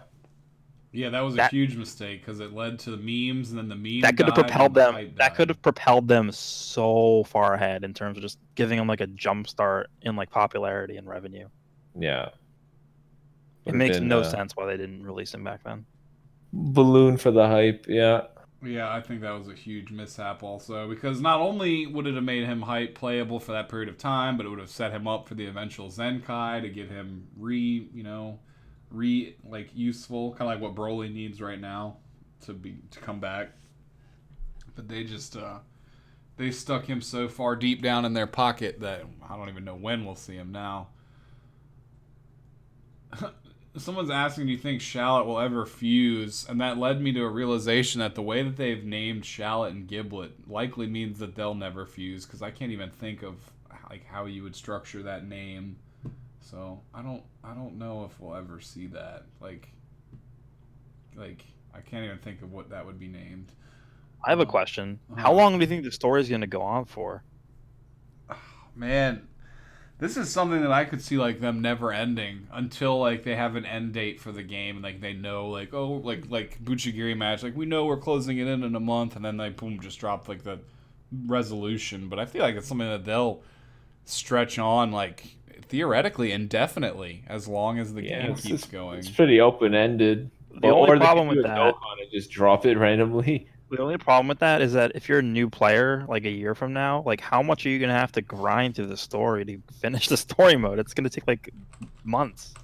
They gotta give us the story has to keep going until we can get Shallot to 14 stars. There's no way they're keeping this dude at 5 forever. Well, think about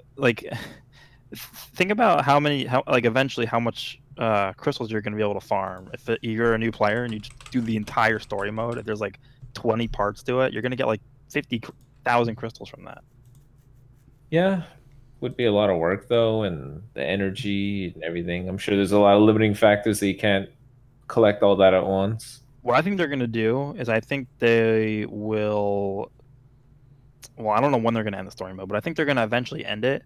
And then they'll keep doing the hard story mode. That'll be the next thing they do. They'll just make more hard stages, and then they'll move into the Scream, and then the Scream stages will then start building all the way up to the end, and then that will take a long time. I'm so excited to play through even all of the currently existing story stages 3 times over and scaling difficulties. That just really tickles my feathers.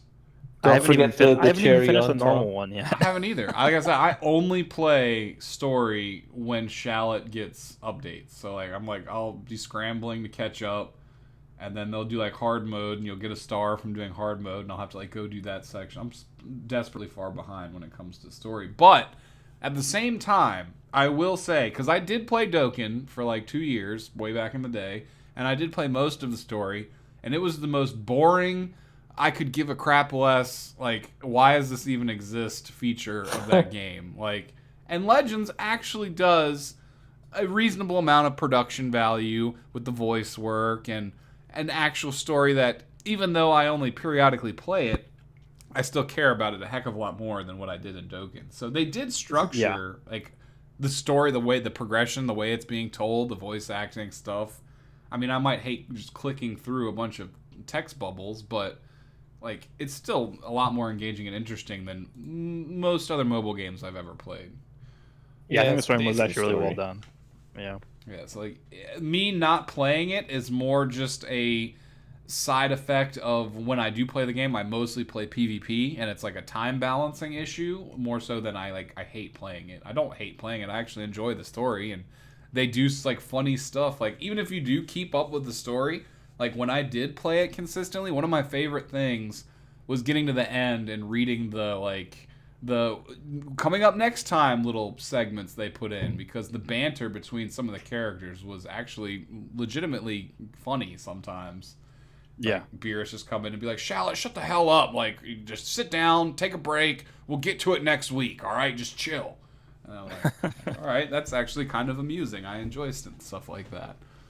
But yeah, I could foresee it going on as long as the game stays healthy. Like, until they know that things are winding down, I could see them just pulling various instances and features from the mangas and the animes and keeping it going, and eventually diving into stuff like Heroes and Xenoverse, since they own both those games as well, and both of the, all the story stuff that they could pull from those universes. I could definitely see it going for a long, long time.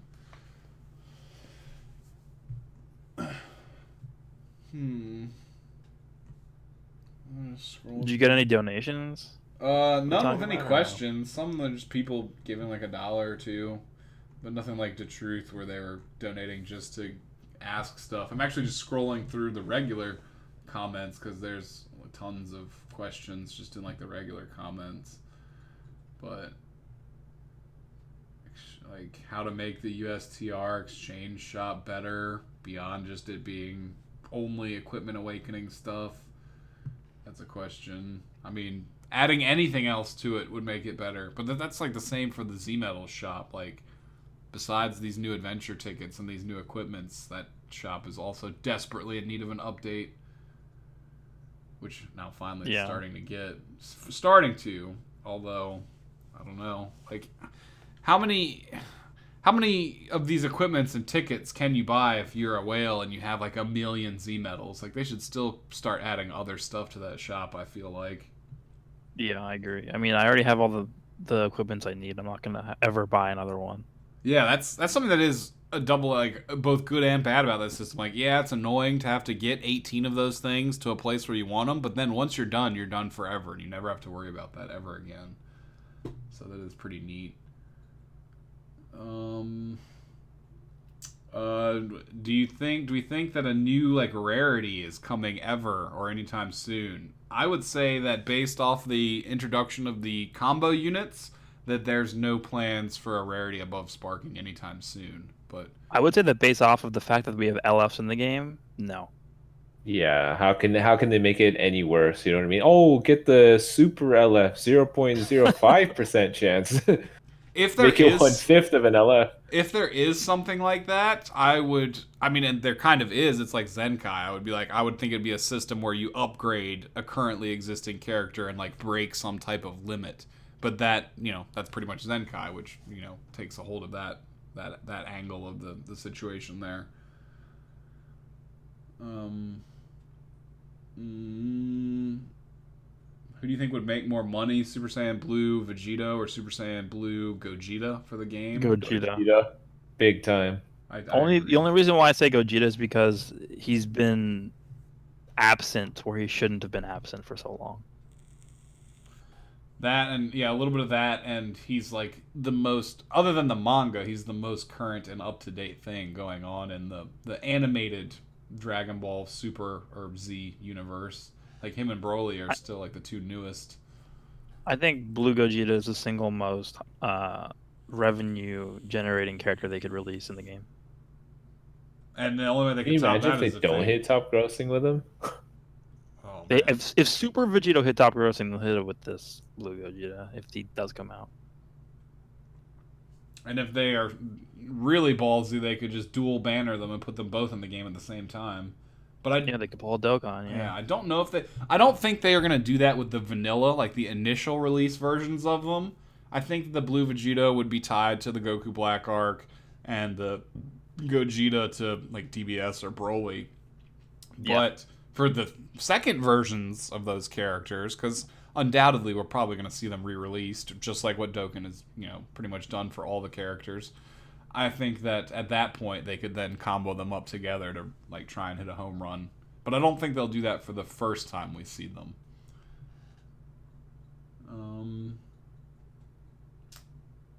That's pretty much it. There's people still complaining about Tackle and stuff, which I tend to agree with. Tackle's annoying.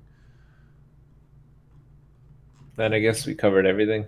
Yeah, I mean, pretty much, unless anyone else has anything specific they had on their minds or any thoughts or conclusionary points that they were thinking about. Nope, it's time to KO. Yeah, don't summon. We've hit our What's that? You said you're doing a summon? No, I said don't summon. Oh, you're Don't talking summon about for what? For Gotenks or For anyone until the anniversary. Yeah. That's true across both of them. Yeah, unless you are, someone who is not concerned with luxury finances. If you're like, I was saying if you're free to play, don't summon. Yeah. If you're someone who spends on the game, go ahead. Yeah, just get what you want. Go for everything. Go for what you want. Oh, you know what? Speaking of summoning, when is the LR dropping in Dokkan? Is it like tomorrow? What time? At reset? Like 26 hours from now. Yeah. Ah, okay. Okay. Dr. Mald says he would like a companion unit for the LF Vegeta for that future arc for Goku. I feel like if we see the Vegito Blue and like Fusion Zamasu for anniversary, I feel like kind of like how Feetku and Raditz were on the LL Piccolo banner, that a future version of Super Saiyan Blue Goku would be like one of the other just kind of more average Sparking units they might include in that celebration. because for anniversary, last year we had what 5 brand new units, and then on the Legends Limited Piccolo and Frieza banners we got, including the EXs, like 7 brand new units. So I would expect them to not take a back step for anniversary. They're either going to one up themselves or keep it equal. So I would anticipate at least looking at 5 brand new units when anniversary drops. What about y'all? I just hope they do the anniversary right. I hope it's not disappointing. I feel like so many people are really looking forward to it and sort of measuring it as their make or break. Can you imagine if the anniversary is just one step up with 2 new units, one of them being an LF? People are like, what the hell? No, there's no chance. Yeah, I wouldn't expect them to make too many backsteps at this point unless they genuinely think that they're implementing something that everyone will like, and it turns out that everyone doesn't like it. Which I just hope it goes well. I really hope for the best. Yeah, that's kind of where I'm at too. And then of course I hope they do at least one. Well, it would have to be only one free-to-play Zenkai unit during the anniversary. And I think if they ended up doing the Future Trunks saga, the blue Trunks would be perfect to do. Yes, during that. I thought so as well. That's why I talked in the next video that I'm making that that red Trunks not being blue. I can't help but wonder it's because they want to keep the blue slot for future for that Zenkai Awaken Legends Road unit. That's what I was thinking. Possible, yeah. What was the progression of going back originally? The Kid Goku, he was the first Legends Road units that we got, wasn't he?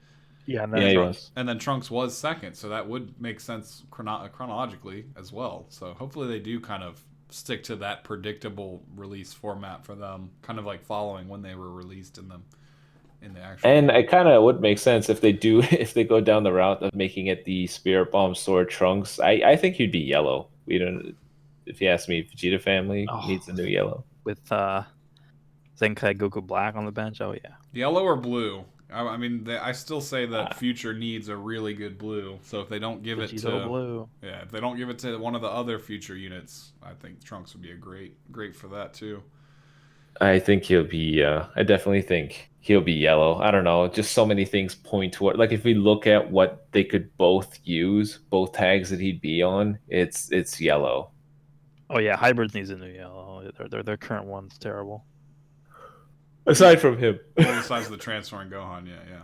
He's terrible, though. I'm trying to forget that monster, okay? What do you guys think? This isn't something that anyone actually asked, but what do you think is a minimum time frame before we start to see some of the stuff from, the end portion of Super, like Pride Troopers and Ultra Instinct Sign, stuff like that? So if they do what we think they're going to do for the anniversary, which is the Trunk Saga, then the next logical step is moving into that, right? So I think what did they do last year? After the anniversary, they had a little bit of a lull, and then the next big thing didn't really come out until when? When was the next big step up? Was that Super Saiyan 3 Goku and I think no, it was the Namek banner. Yeah, the Namek Frieza Piccolo was the next big thing. I think possibly you're looking at 2 to 3 months after the anniversary, you might start to see that. But we also have GT stuff to get through as well, so I don't know. I think New Year's and the anniversary are the 2 biggest parts of the year for Legends. I do too, and all the other celebrations or stuff that they pay attention to, but it's mostly because they don't, like you were saying earlier, they don't really go out of the way to honor Japanese holidays specifically because it is a global game. So other than Christmas / New Year's and anniversary, those are definitely the biggest ones that not only Japan celebrates, but the rest of the world kind of keys into as well. And then we predicted what color you think the Trunks would be. What do you think that the blue fusions would be? You think that Vegeta blue would be blue? I mean, yeah, I think so. I think so, yeah. Because Fusions also needs a blue unit. We'll have to see what color the Gotenks is, because that's also going to determine it as well. But if Gotenks ends up being red, then I think, yeah, definitely Vegeta was going to be blue. I think he might be purple. I was thinking purple or blue. Yeah, purple. Please stop with the purple units. Because Well, the Gotenks, the purple Gotenks, or he could be, he's red, purple, or blue. Those are like the three main options. But like, there already is a purple Gotenks in the game, so I'm not sure they would double up on that. But he's also really bad, and there is no other real alternative to Legends Limited Vegito. But the same could be said about the dated red Gogeta, Super Gogeta, and Vegito. There's no real alternative to the red Vegito because the Super Gogeta is so bad. Or red Vegito because Super Gogeta is so bad. So I would definitely say... and then I don't think Gogeta blue, I don't think he would be blue because the transforming one's blue. So Vegito blue or Gotenks would likely get like blue. And yeah, because Vegito already has red. I think the Gogeta would be red because movies kind of needs a red, kind of. Yeah. I was thinking the same thing. Yeah, it's like, I feel like that in It's Always Sunny in Philadelphia where the dude's like going on his conspiracy and he's got all the pictures taped to the wall and the yarn strings connecting all of them, trying to figure all this out. Isn't that the one that we couldn't control? Wasn't he red or was he yellow? He was yellow when you fought against him, and in the Reddit video that someone posted today where they hacked the game, he was blue. I don't know if that person who's hacking the game has the ability to just use what's currently existing in the game, or if they can manually swap stuff like that on the fly. But he was blue in that video today. I actually posted that on Twitter because I got hoodwinked by it and thought it was an actual story stage, but it was just some guy hacking and picking units manually. But he was blue when he played as him, but when we fought against him, he was yellow as a boss. Someone else asked, do you think EX units will ever Zenkai? I say yes, definitely. I don't know when, but they definitely will. Just based off the fact of card levels and finishing up soul boosting being tied to the Zenkai system, I do think that every character in the game eventually will Zenkai.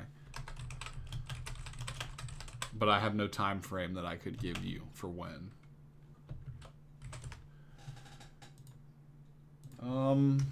I mean, that's pretty much it. We hit the 3-hour mark. Most questions coming through are just kind of repeats of other questions. You guys have any kind of final thoughts you want to say or anything else? Don't summon. Yeah, he said that. Yeah, already. say please. I get a lot of people that ask me things like, is it worth summoning on X, Y, or Z? And I'll say no. And then literally 20 minutes later, they'll be like, bro, I summoned on it and I have no CC and I got shafted. What do I do? You probably just quit the game. No, yeah, this is a game It where, happens. other than the rush It happens mode, far too often. Please listen when we say save, because no matter how cool, how hyped these units are, the odds are they are not going to top what the anniversary is going to drop. And the most bang for your buck will always be a step up, which the anniversary is bound to be. So if you're trying to maximize what you got, you may as well just save it for the anniversary. all you got to do is think about look back at the units at the first year anniversary. Think about how insane every single one of them is. Like, Still used today. to this day. yeah. So that's all you have to really know. So we can anticipate whatever anniversary units we get this year will be good for at least a year. Yeah. At the minimum. I'm assuming that all of, like, even Vegito, by the time that Legends Limited Vegito finally starts to have, like, a kit that's as old and dated as, like, the DBS Broly, they'll just Zenkai him. So I don't know if he'll ever not be relevant, or any of the anniversary units for that matter. Because, like, by that time they start to age out, they'll be, roughly eligible for Zenkais. I love how everyone's like, all right, I'm spending for SSJ3 Go. Thanks. Look, man, hey, if you like him, feel free. Just remember, no one is safe from the shaft. And if you're free to play, you may as well try to save up as much as you can. I would even You say, may as well. for that Gotenks, unless they combo him and another awesome unit drops on the banner, for the Gotenks, and this is for paid players also, like, even if he's not red, or have an incredibly good offensive kit, or have some amazing support abilities that they just threw in there anyway, then I wouldn't summon for him. Even if I was, like, a paying player. Like, it's really dependent. Because, like, right now in the game, for all these characters that come out and don't do, like, meta-defining things, they're all, like, auxiliary options for teams that already have, functional units. So if you're already getting, top 10,000 or top 5,000 with the Fusions team as it is right now, then you realistically don't need to spend that money. unless he's that good, which I don't know if he will be. So that's kind of my advice on it, whether you're free to play or pay to play. I mean, free to play you should save regardless, but that advice extends to pay to play players as well. And then I guess like my last closing thing, I answered this last question. I think Cumber will be in the game. I do think eventually they'll pull Heroes and Xenoverse units. I think it'll be very easy for them just because they already own those, those games already. That's Dimps in Office. So I do think it'll get there, but I think it'll be like year 3 or beyond, honestly. Maybe they'll start teasing some Heroes stuff before that, but it'll definitely be a while. And, I mean, I think that's pretty much everything. We've been here for 3 hours. I guess we don't really know too much about... I guess what DeTruth said, he'll 100% be here for next week, so we can stop teasing his appearance, but... Yeah. Dr. Mauld, another $2, $30K on Super Saiyan 4s for 1 copy. Shaft hits everyone. Yeah, doesn't matter. Like, you got Rhyme Style, 70,000 crystals for the original Vegito. My ultimate advice on that is if the game wants you to have the unit, if like luck is in your favor, you're going to get it. And if the game doesn't want you to have it, you're better off not chasing it and just waiting for it to come back on a recycle banner where the odds and likelihood of you getting it are much, much higher. But that's kind of my end-all be-all advice for that. Never chase single specific units in gacha games because almost always it'll end poorly. But yeah, I think that's pretty much it, everybody. Unless Raiyuden and Goresh have anything else they want to say parting out. Of course, we will definitely be back next week. Same time, but different place. We'll be on a different channel. Of course, stay in tune to Twitter. And occasionally I post the stuff on Facebook as well. But mostly Twitter. Follow Goresh, Tallen, Nalar. Those are like the 3 main ones. And then myself and Brad and Raiyuden as well. Always try and help out as much as we can. Anything else you guys want to say? Someone said that, but we know you guys are going to summon for them. You should know I'm going to summon for Super Saiyan 3, but that's just me.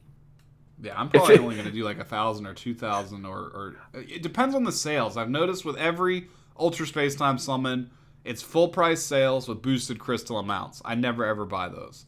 And for the Legends Rising and step ups and like celebratory banners, it's always like the actual discounted prices, and that's where I'll spend money. If you do the math, the ones that are for the UST ones are actually more value because they give you more crystals per dollar.